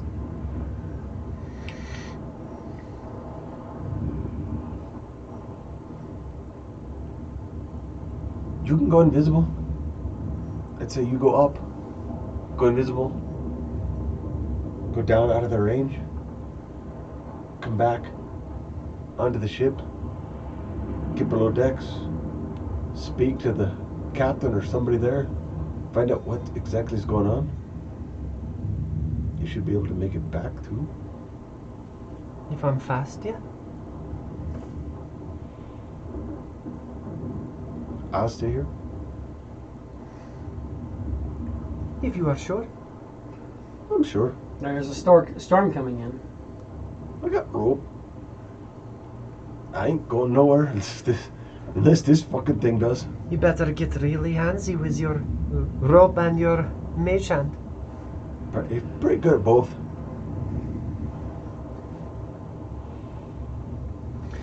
I will go and see what I can see. Since they aren't talking to us, which makes me nervous. Same.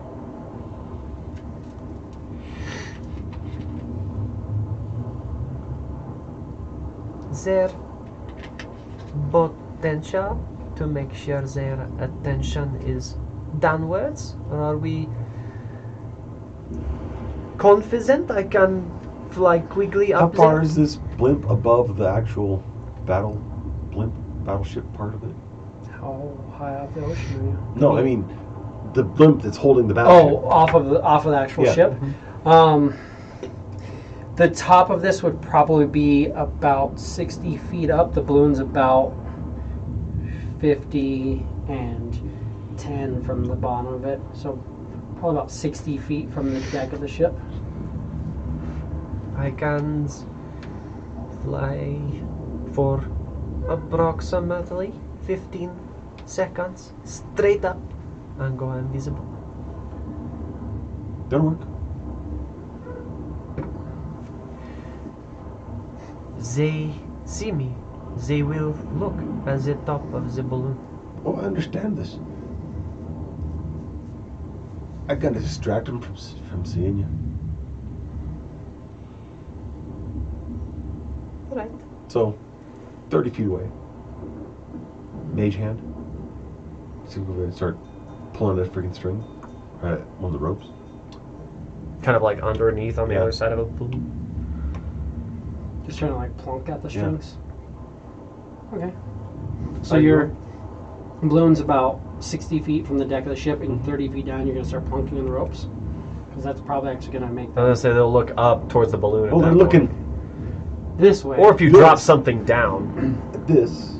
Yeah, they're looking at that, but You if pick- I mean, depending on where you he take- goes. Take a handful of Bearings or something. steel bearings that he has and roll it off the far side. You do that. That sounds better Because because then they'll roll and they'll Some distracted noise. fall off So, and hit the they ship might down look there. down, but then they will look up. We've got to get timing just right. Give me 6-second count, then you drop. Got it. They will look down I'm before thinking, I. I'm thinking to roll for Well, No, because Probably they will 5 seconds. still come to look at the top of the balloon, especially if you drop something. Maybe the best course of action is to just allow me to fly up. I don't want to give you looking for away. anything here. I think you're right. I don't want Yeah. to give you away. They're not looking for anything. I think you're right. Fingers crossed. I am quick. If they decide to come looking for me, I'm going down inside their balloon. I'm gonna make a fucking mess of things. All right, I'll meet you in the There's water. warmth coming from the balloon, and you're kind of towards the center. So if you go directly down in, there's That's, yeah, probably some sort of fire. It's all right. it's not heading that way. So You can grab a rope, cut the balloon, slide out inside. you're gonna fly directly up. Fly directly up. Give me a Absolutely. stealth check.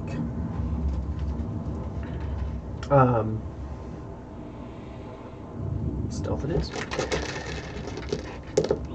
don't like that. That sounds read.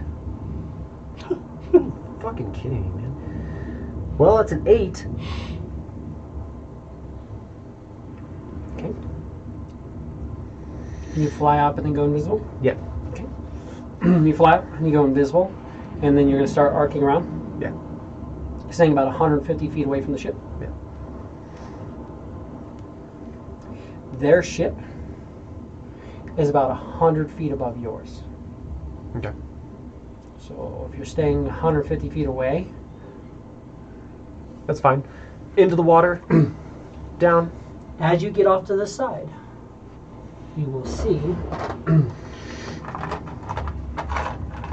there are a couple of them on board the ship.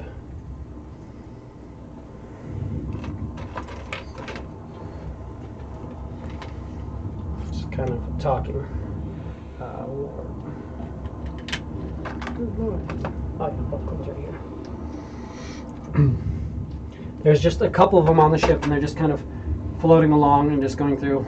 There would be a total of 5 of them on the ship, and there are 5 of them. 1, 2, 3, 4. There's 5 of them on deck on the ship, and there was 5 of them orbiting around at this point. And then there's a few of them that you can see that are actively crewing their ship as well. You're on top of the battle balloon, and you are flying off to the side.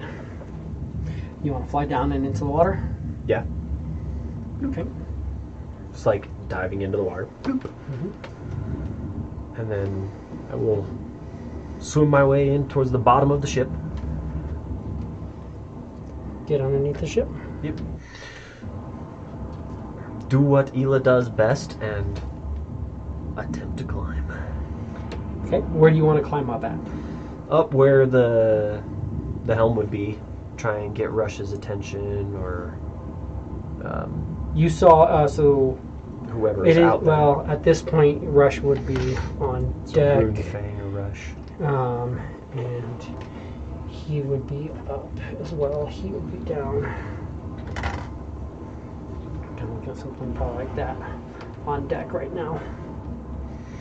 As I'm going towards the ship, I'm going to try and see if I can spot Baziba. You definitely don't see Baziba Okay. at this point because remember it's very, very late at night. Right. But yeah, slowly try to climb my way up the side of the ship.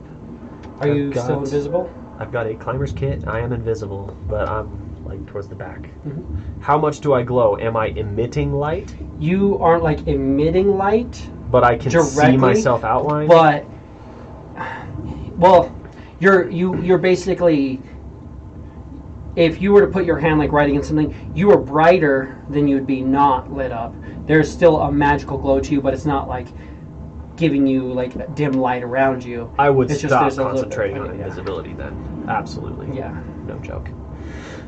yeah. You kind of not quite fairy fire, but think like low end fairy fire where you're kind of like lit up. Yeah. The magic is giving you an aura. That's what I figured. It goes away. So yeah, I'll use my climber's kit and just from the base of the ship, basically right at waterline, Can you climb up? Yeah, give me a climb. as close to the edge of the ship as I can. In athletics, because it's Ela. 9. You've got the climber's kit. You can get up there, but you're Taking a fucking long ass time to do it. some time to do it. But you climb up to the top here. You just want to come over the rail, or are you trying to get somebody's attention? What are you trying to do? Well, the Magian is there. There's a Magian who is sitting right here by Rush, who's handling this, and then you've got somebody who's walking around on the top here, moving around. The Terry is moving around. The Ela will try and get the Tiri's attention. Terry, Magian. Okay.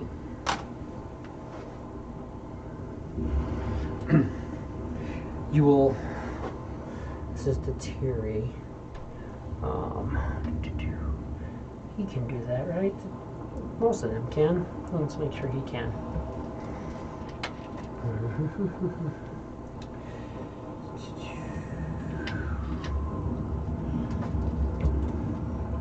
Tell you what, too.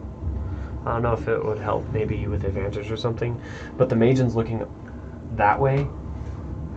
The Magian is kind of at the helm and just watching him and just kind of like floating here. Just kind of floating like right by the edge. Yeah. Just outside of his periphery, like behind his line, I'll do like a quick little like flare of light with prestidigitation. Like I'll be below the deck of the ship and just like the tiniest little like purple light at the edge of the ship. See if I can get his attention. You will hear in your head. So, what are you doing? So, what is the plan? You know, the plan right now is to just kind of head with them towards Chronopolis. It's the main line. Figure out where we're going to go. We can either break off. We've got 5 of them on deck. They've agreed to not, so they go below deck, but we're just kind of trailing with them while we figure out what's going on. We've convinced them it wasn't us who did anything, but they're not 100% sure, so they have to reach out and get some magics, but they don't really have the ability to reach out too far. We can try to teleport away a couple of days, but just kind of depends. We've got the storm cover. If we can have storm cover when we teleport, we could probably lose them. But you go be on the ship. When we teleport, can't teleport if you're up there. Well, I mean, we can just lose you, and it's alright. Oh, thanks, Aiken. You're wonderful. It's not Aiken, it's a Rush. Ah, sorry. Well, thanks, Rush. So, a couple of days until teleport. Are we leaning that action, or are you going to try to take your chances with the Chronopolis magics? Right now, we're just kind of on edge. Nice thing, they don't know that we can talk to each other. So that's helpful. We can attempt to fuck them up a little bit. If we can get more of them on the ship, could probably get like 5 to 10 of them on here. Try to take them out and see what happens. But then we gotta fight them. They're like, we got them down to about 100 feet above us. It helps a little bit. We're also directly beneath them, which means they can't really cannon us very well. They can move off faster than we can and in turn start cannon us, but at this point we're pretty safe. Quizanzai can cause a lot of damage to them. We are on top of the balloon. At least good. when I am up there, of course. That's good. I'll just say be careful, because these guys are pretty nimble, and if you start causing shit up there, we can handle the 10 down here, and hopefully when reinforcements come in, handle more. We're guaranteed to have at least 5 on the ship, so we can make quick work of them, in theory, if we all ready, and we're just kind of a now sort of thing. Do you have a way to do that with Quiz and I? Well, no, if you're all the way up there. 400 feet away, you can't? Not entirely. What I'm doing now, I can do without. And if you look, he's just like sitting there. He's just like sitting on the ship. Mm-hmm. I'm just looking at the Magian. everything I'm doing now I can do without like knowing it. But if we reach up to you guys there, it takes like semantics and material components and stuff like that, I'm gonna know we're casting something.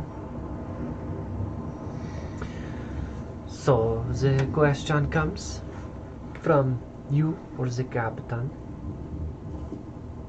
Do you want to give us a sign if you want us to fuck shit up and have it be a particular sign? Or do you want to give us a different sign and we can abandon the blimp? Well, I'm just saying if we decide to fuck shit up, you'll hear like Mashiri and the captain and the magics and stuff like that. You should hear us fighting. Mashiri's not very quiet when she starts like, you know, doing her like shooting people in the face thing. If you hear that, we're fucking shit up. I'm just saying, But as little as you mean to me, I'd rather you not try to fight 20 of them by yourself at the time. if we go first, because we can affect the blimp first before anything, before combat, pure sabotage, then the ship down here can then take on the people. But for the blimp to be gimped before combat starts might be beneficial as well. Possibly. These guys don't seem to need to sleep or eat or breathe or do anything like that. So the feeling I have is if you start something with the ship, they may just say, okay, we lost our ship, and take this one. Or, I mean, either way, they might swarm us here if you start something up there. They might swarm you up there if you start something. I don't know. But I know if we start tacking them down on the ship, they're going to swarm this ship. If we spread out, try to avoid lightning bolts, we might be able to do something. Like I said, we could probably take out 5 of these guys real quick. I know I could take out quite a few of them. that I've got is good. a fun new trick. That is good. We can, or somebody can make a scene on the ship, try and get more of them. But it should be the way of teleporting. That way we can Bail maybe if shit hits the fan. yeah Yeah, try well, our best luck and then bail if we need to. we could do that. But Does this come down to, are you guys want to be on the ship with us and we fight them and then they come down in waves and maybe we take them out in waves? Or do you guys want to be up there, fuck with them? You could also bring more people up there, slowly. that is true.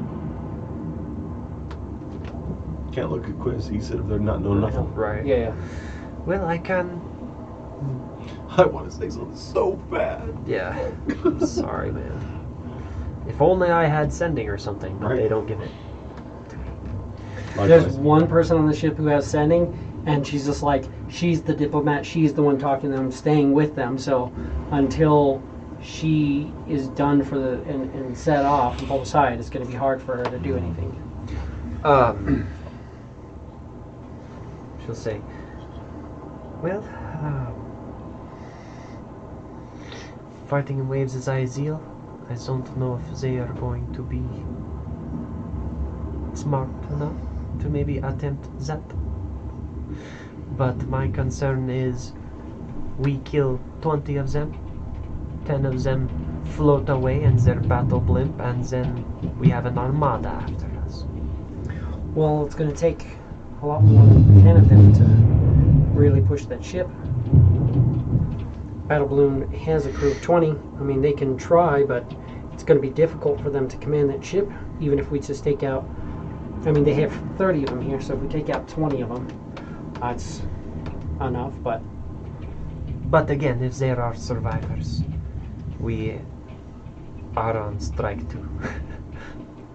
As Quiz had said earlier. I will relay this message to Quiz. We will wait for now. If nothing else, you guys could always try to use one of them harpoons if they try to flee. If one of you are up on that ship, harpoon just to keep it from being able to get away from us. Like, I don't like the idea of you shooting Black Betty, but that'll make it difficult. Slow them down. We also have our rope on the back, and we were talking about how technically could tie it to the Mangle L and launch it at it. Probably fuck up the sails a little bit. We'd possibly get dragged sideways, but wouldn't go anywhere. Until they cut the rope. Right. But, potentially two combats at the same time if we can convince them to somehow send more of their people down to the Black Betty. Well, we're thinking if we took out 5 of these guys, like, right away, just got the jump on them, try to take out like 5 of them, then shift things in our odds, try to deal with the lightning, try to stay alive, be all prepared, potions ready, things like that in hand. Right. Keep ourselves up. The crew could fight them off. Maybe score us a battle blimp. I like that idea. We're pretty sure they have a pretty good idea that we are the ones who took out Chronopolis. Doesn't seem like there's an Ulthar on their ship, or they have the ability to communicate. They said that, we're like, well, can we talk to your people? And they're like, well, we have to go back to Chronopolis to do that. So it seems like they can't just like reach out and be like, hey, do this for me. They do have a captain on the ship who seems to be different and seems to be talking with them a little bit, but I haven't seen him. Well, Don't think it's the Ulthar. I am eagerly awaiting the sounds of combat, but until then, I will relay this message to Quizzans.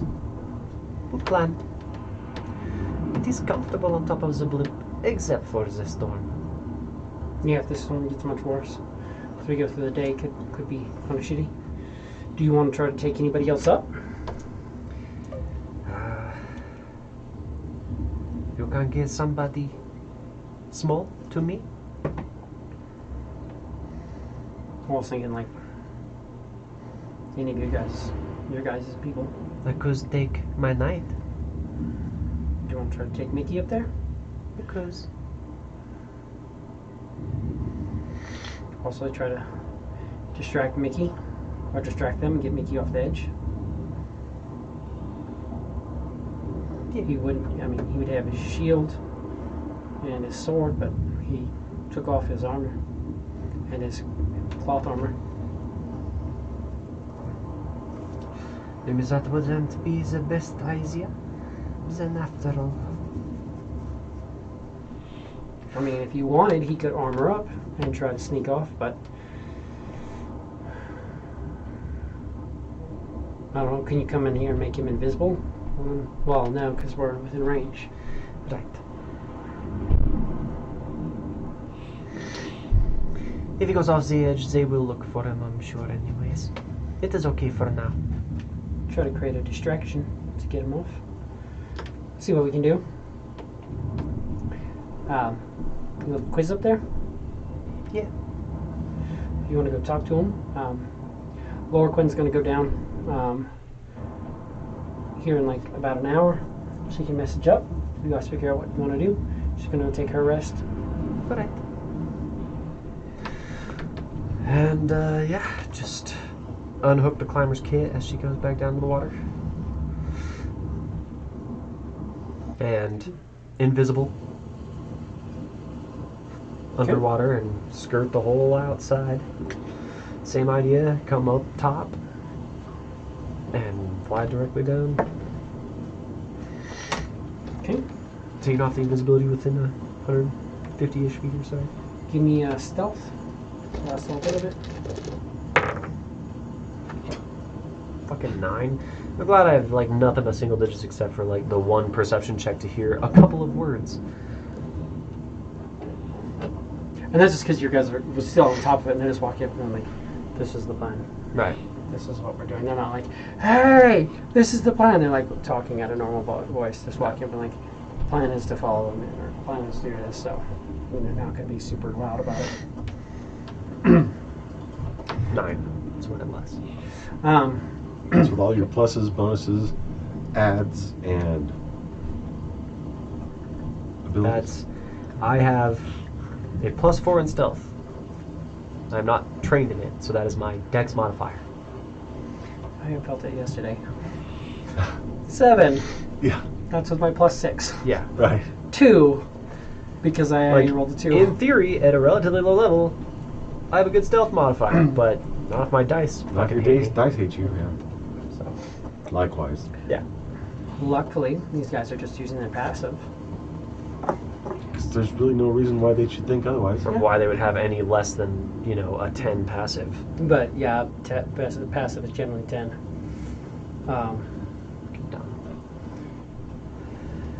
Except for quizzes. Do you have a negative? No. Oh, yeah, Passive? plus. Yeah, yeah. Passives usually start around 10 unless you Yeah. have negatives, though. Passive is 17. Yeah. Yeah. Yeah. You see her as she comes in and goes. You see her very clearly coming down. She's trying to do her kind of stealthy thing, but there's little bits and there's a lightning flash, and she just kind of lights Yeah. up a little bit. And you're like, well, there she is. Lightning is not helping you out, but you're not looking, so okay. You In theory. get on top of the ship, land down.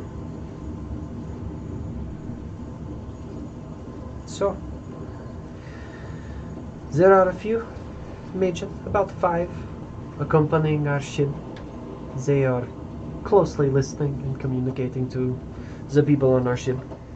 Rush is pretty sure that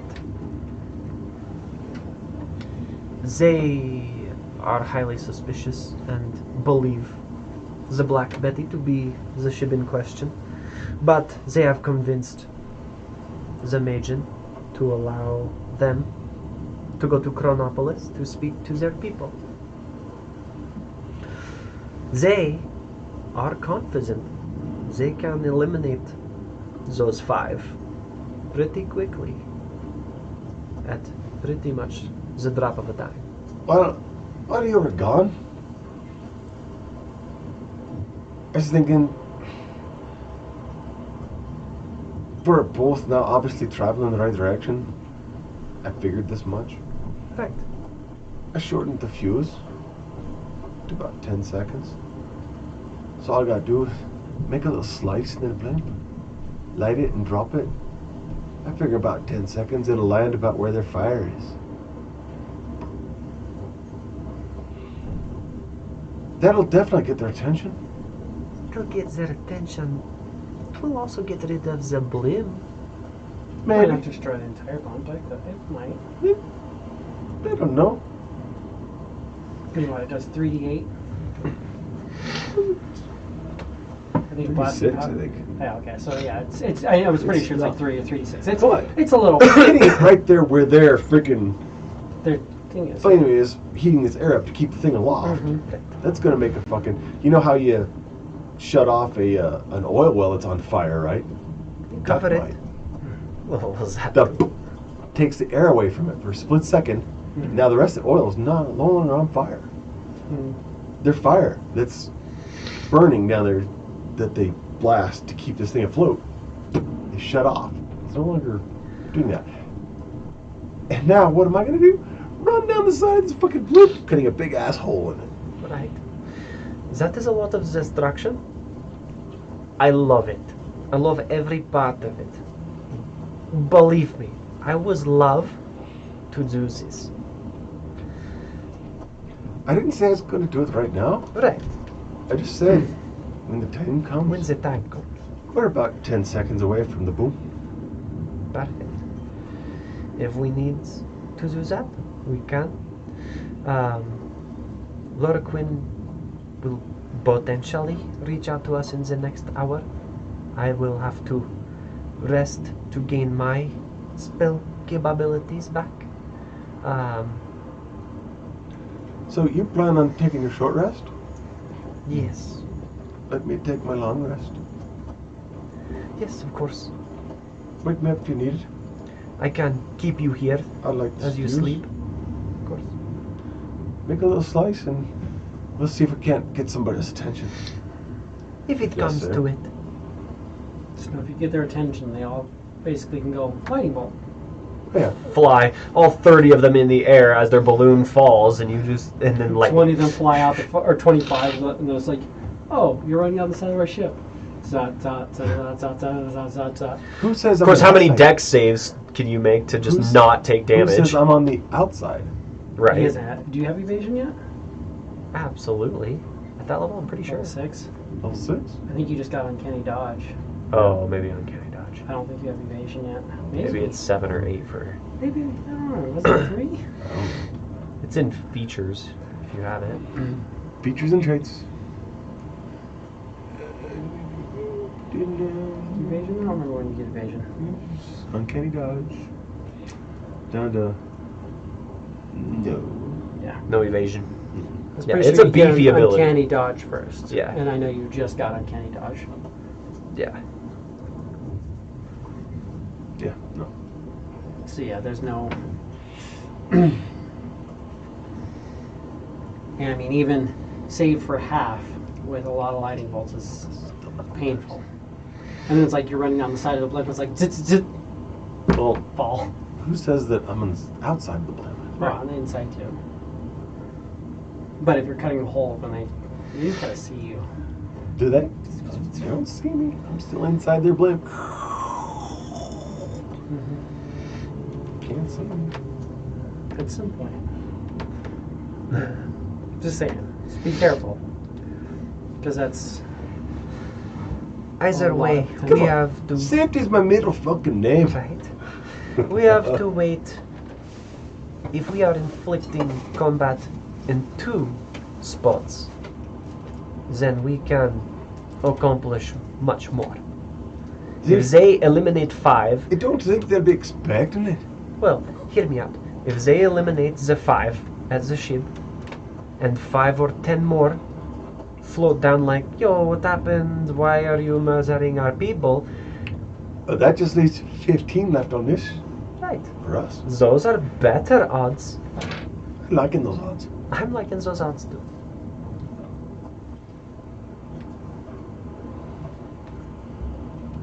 Lightning bolts are.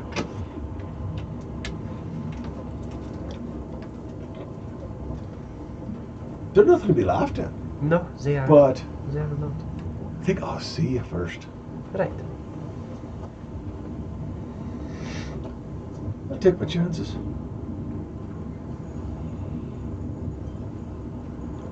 These fucking dice hate my character.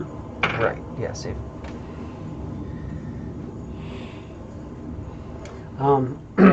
Also remember, Of course, you know, I drop it. It lands on what? 1920.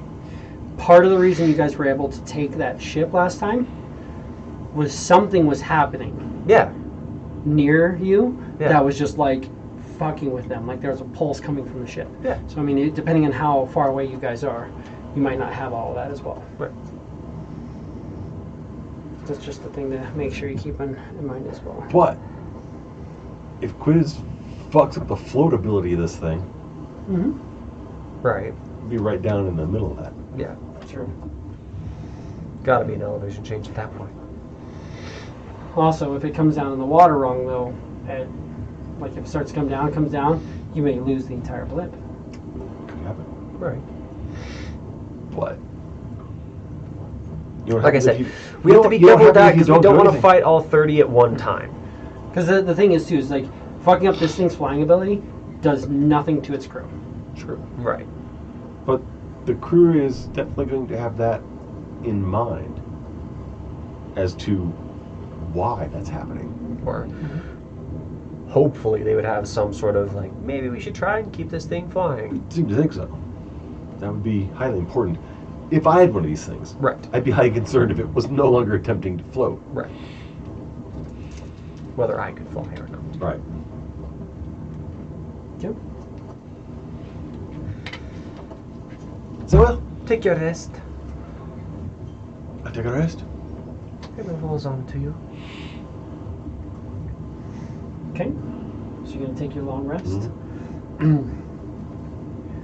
Laura Quinn, as you're setting down to take your long rest, say, This 2 quiz? It's a quiz because you were up there, so she'll say,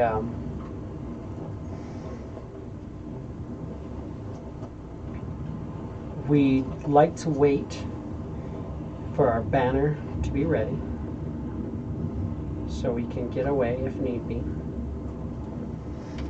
But distraction up there wouldn't be a bad idea. You can reply with 25 words. All you need to do is let me know when. It's a beautiful night. Maybe a bit breezy. This morning, but yeah. Night to him. So you'll take your long rest. You'll rest up. Short rest. You take a short rest. You can mark off a long rest. It's the 14th day.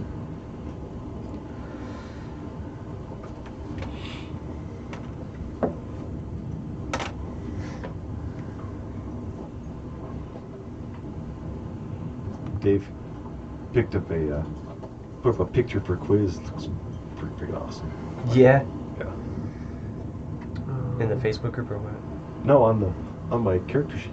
Oh, nice. If you look in the party or in the Campaign. campaign, you'll see it in there as well. Internet's acting He looks really like bad. he looks right like Calvin from Calvin and Hobbes. It's pretty awesome. now. An ocean bound.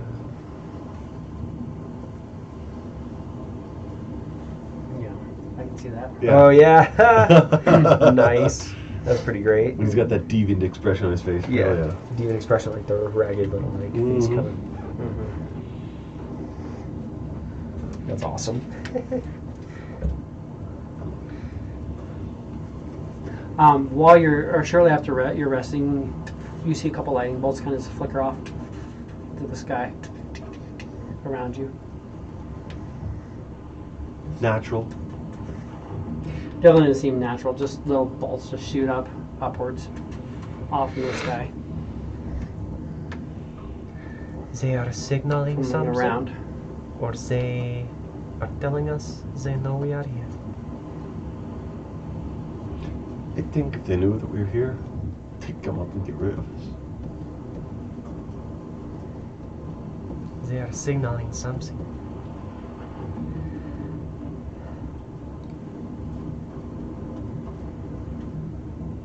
Not striking anything. Nope, just coming up from kind of like, they have a couple of them that are just orbiting, which literally they've not stopped. There are 5 of them now. 5 went down the ship, 20 more battling, and 5 of them are just orbiting around, and you just saw 5 bolts of lightning shoot up from all different directions. Just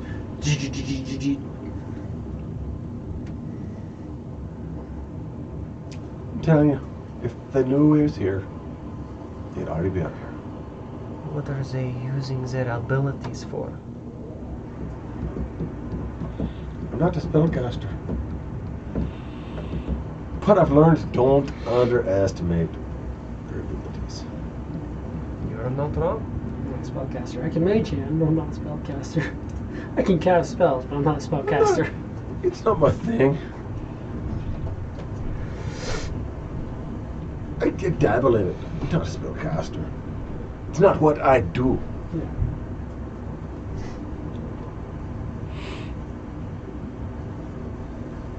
14th day. You guys are just up there. It's raining on you. It's windy. You're kind of just take some of the rope and kind of tuck yourself in. And you're just Hanging out. in the rain on top of a balloon. This is Quiz's thing. I mean, Anything else you guys want to do? I prefer the sun. I like anytime I'm doing something, and somebody doesn't realize that I'm doing it. I am gaining impatience.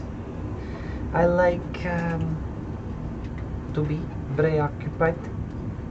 It is I don't know, this urge. Remember, as I'm sure you do, that I wanted to fight the ghost ship, and I wanted to infiltrate the battle blimp. So, I am eagerly anticipating the sound of combat. I understand this. So you're not an actual member of the ship? You're expendable? Honorary expendable, yes. You took the silly test like I did? Hell no, I did not. Yeah. You're out of your mind. You are an honorary member. She is not. Right. She is just, she gets a share because she's doing work, but she's not an honorary member of the crew. So then, do you have any allegiance at all to the ship? I gave them my word. I was go out and find these incredible objects, so long as I got a share in the treasures. That is an allegiance.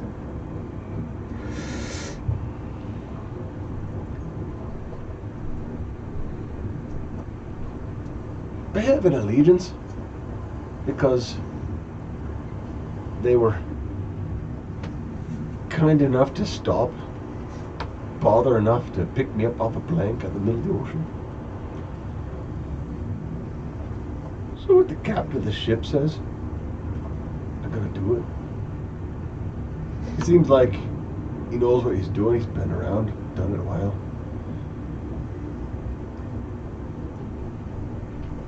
I'm not crashing this blimp into the ship, but I realize they understand that I'm expendable, and therefore they're going to have to understand that to me, they are also expendable. Well, I'm glad that it seems you are of the same mind as well as I am. I mean, you took their silly test, which It's not a thing. you're more trusting of these strangers than I think you should be. I don't think I had a whole lot of trust there. I had trust in my own abilities. Until you went splat, as they hoped you would. A little spot every now and then doesn't hurt. Permanently. Again, you have more trust in them than I do. I have spent many weeks with them now. What, to me, feels like an eternity, even though, of course, my people live for a long time. I am very young, and this feels like too long with the Black Betty sometimes. They implant memories in us, visions that feel like we have been out and about. We've been doing this for what feels like ages, and it is unsettling. I don't know what is wrong with this ship, but they are not to be trusted. Honorary crew member or crew member, I think everyone on this ship is either in danger or dangerous or both. Give me a wisdom saving throw, Alex.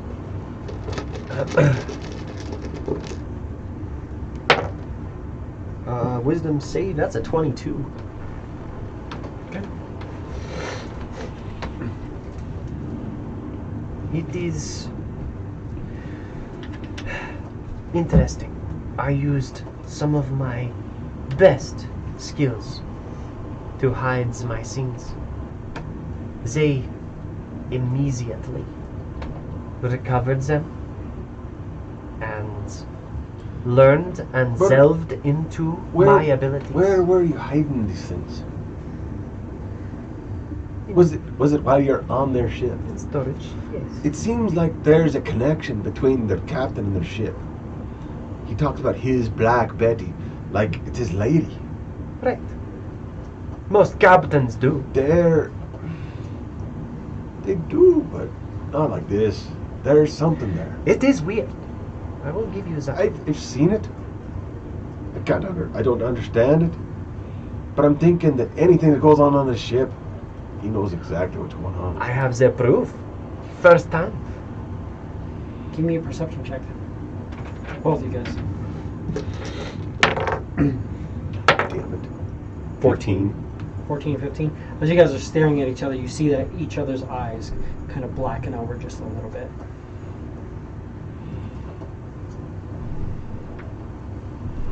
I think I said enough. You think you've said enough? I think we've said enough.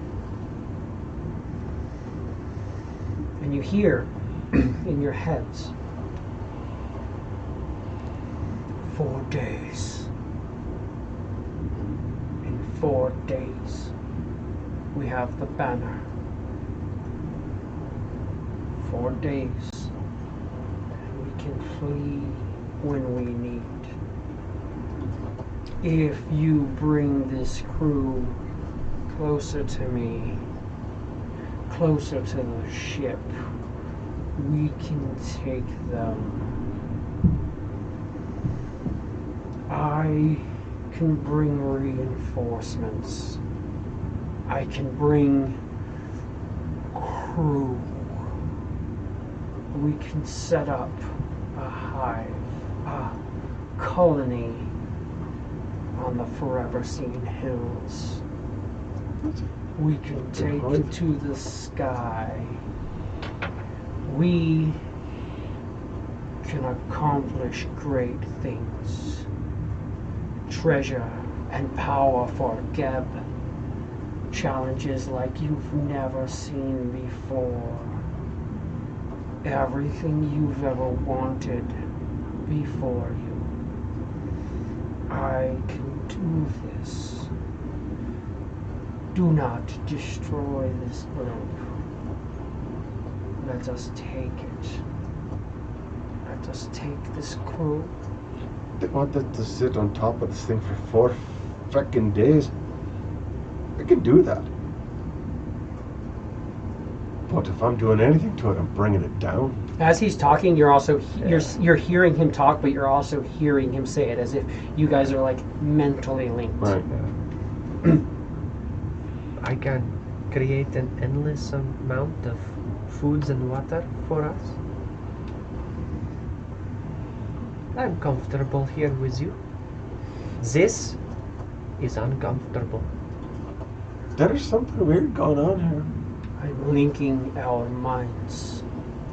Is this the captain? Yes. It's always good to know you're talking to the man in charge.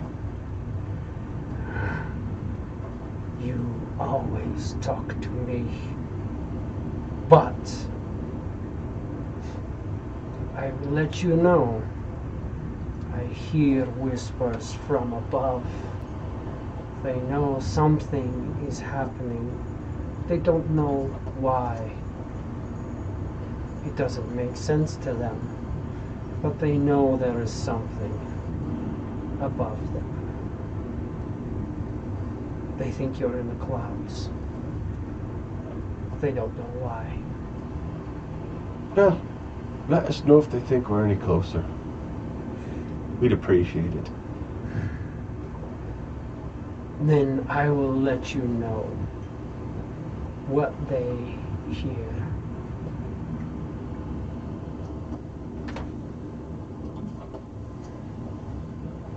And then your eyes just clear up. And you're sitting on top of the blimp.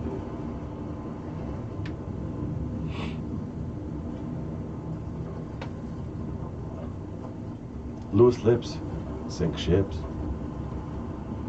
Apparently, I've seen interesting things happen to the crew when they accidentally talk. But I have also seen power and riches. So he starts talking. Just got rambling on about clouds and weather and blimps and distance to the ocean and just stuff that doesn't really make any sense together. Do you know thieves' camp? And because you have a clueless expression, he stops. What are you saying to him in thieves' camp? He's saying in thieves' camp it'd be interesting if there would be another way that we could be able to communicate just between ourselves. In Draconic, You hear in your head as he's saying that, it would be interesting if, we could get words together in ways normally you couldn't get words together. you are speaking in code. This understands. Whether it is the code or whether it is your thought behind it. Because I know what you are saying. Because of it.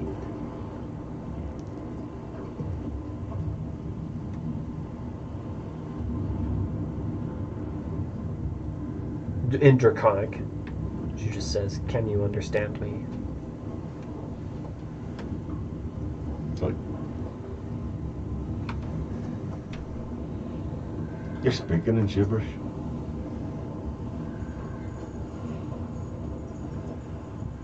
I don't have, do I? You should have that and that. And that. Yeah, I don't think I. Oh, no. Maybe. Probably not, though. I don't think any of them understand Draconic. Nope. Pretty sure not. Did you Wait. hear anything? When you say in Draconic, you say, "Can you understand me?" Yeah. And you hear in your head a voice that sounds kind of like Hila's. And it says, "Do you understand me?"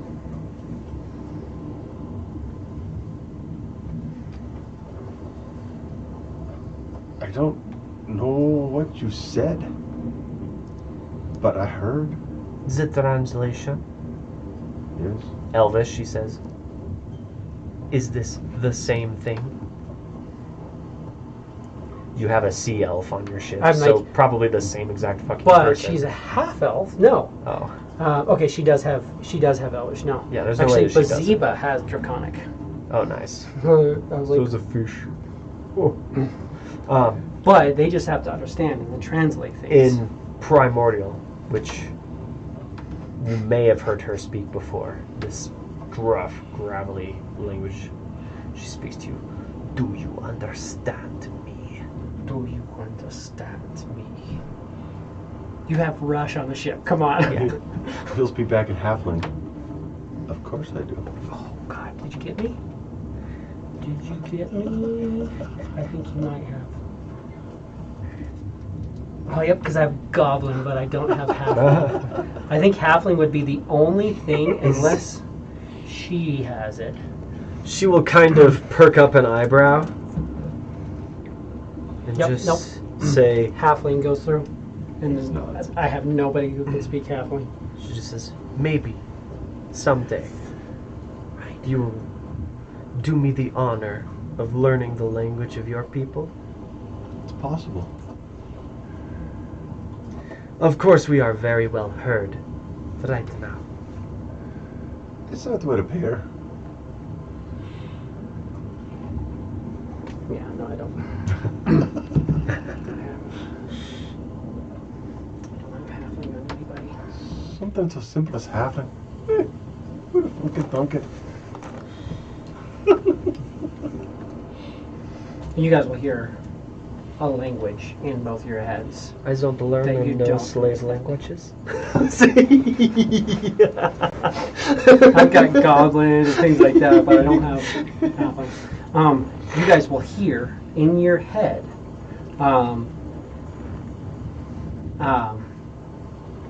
just this deep, booming, slithery, weird, distant sound that just cacophonous, just. He does not like that. And then you hear in your head again, we all have languages.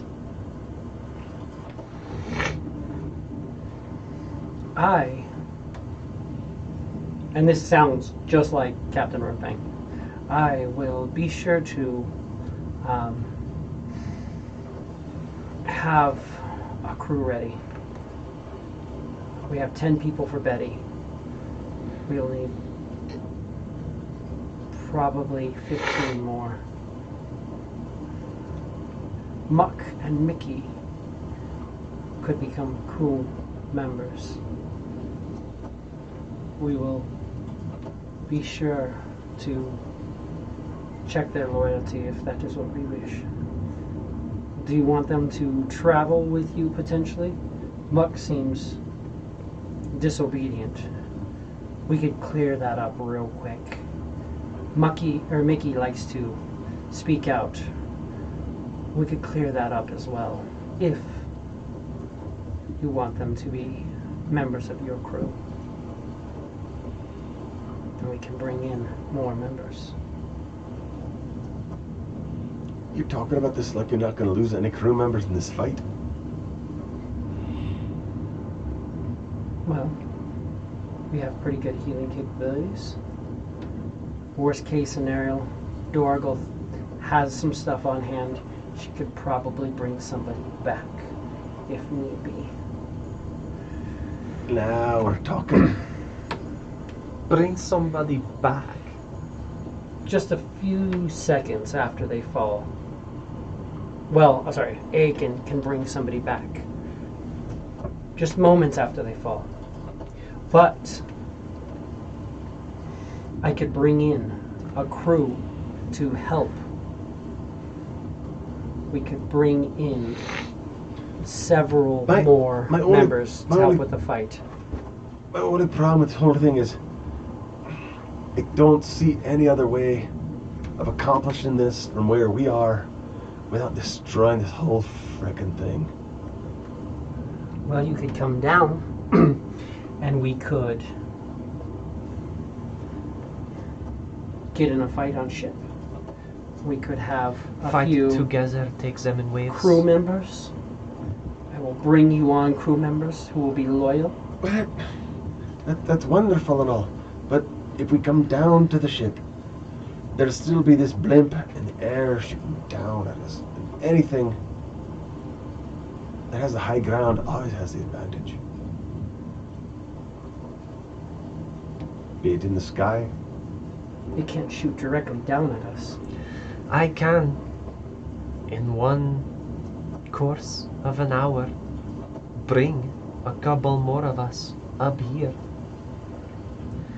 Instead of damaging the blimp, we can slide down the sides and combat some of them there as well, depending.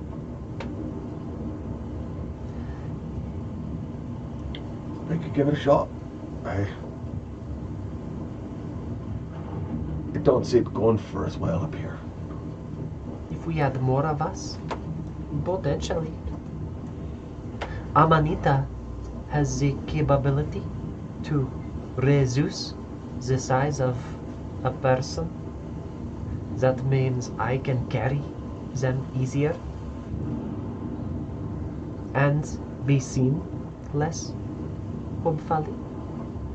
I can use my borrowed knowledge to be a little better at stealthing and timing myself from lightning and such.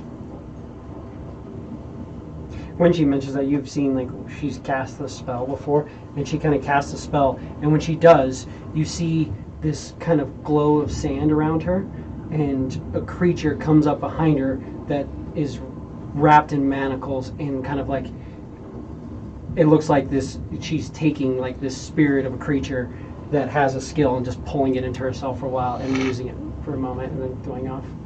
Lasts for an hour. For an hour, you basically just get to tap and be like, hey, give me one of this. Here, this one of my slaves knows how to do that. You could go ahead and do that. Hey, you sneaky rabbit that I have enslaved you to, Geb. Here. Teach me how to be sneaky. Yeah. It's like for an hour, for an hour you don't have to work. You can go and just rest for an hour. Right. I'm like, oh nice, I get to rest here and just help her. Nope, I'm gone. Yeah. That sounds like a game I'm willing to play. So, we have an update to the plan. Indeed. Maybe Net and the others will be more forthcoming with their desires. Maybe. We can set up a conversation between the expendable crew and figure out what we want to do. I can, the same way I bring together the ship, I can bring together your minds to speak, and you guys can discuss what you want to do. Let me see what sort of reinforcements I can get. Do we want to bring Mickey and Muck in line so that they are better crew members for your ship that you will be in charge of? I am a person I'm of okay with that. I'm a person of my word. I leave that decision up to Mickey. He is charged, employed with protecting me. I feel like as long as he has that capability, whatever it is you have in mind will be sufficient. He will be more loyal than ever. He will be quiet and he will be obedient. I have absolutely nothing wrong with that. Wonderful. We will start preparations. And with that, we will end because I know we went over a little bit, but Worth it. get it set. I guess we'll. A little bit of good time. Thank we'll you guys, wrap up. anybody who joined in. I do apologize that we did have a couple people down. We're hoping that Net's going to be able to be sort of situated with his new work schedule by next week. And then we will have Golrak and Amanita joining us next week. We just had to lose them for a week. And we'll see how things play out as we have to completely replan the what's going to happen because you guys may be getting a battle blimp. So it'll be really fun. We'll see how it plays out. Go ahead and do me a favor and hit the like button, comment, let us know what you think. We definitely need more subscriptions on YouTube, subscriptions on Rumble, and likes on Rumble are always nice as well. Feel free to follow us on Twitch as well. All the description link tree. And hopefully by next week, I'm going to figure out how the gamer dashboard works, and maybe we can stream this directly into the Facebook gamer option. That'd be pretty sick. I got to figure out how it all works out. It's just a new one. So thank you guys so much for joining us, and we will see you next Tuesday for some Weave Light. We've Black Tuesday. Shut this off. Good night.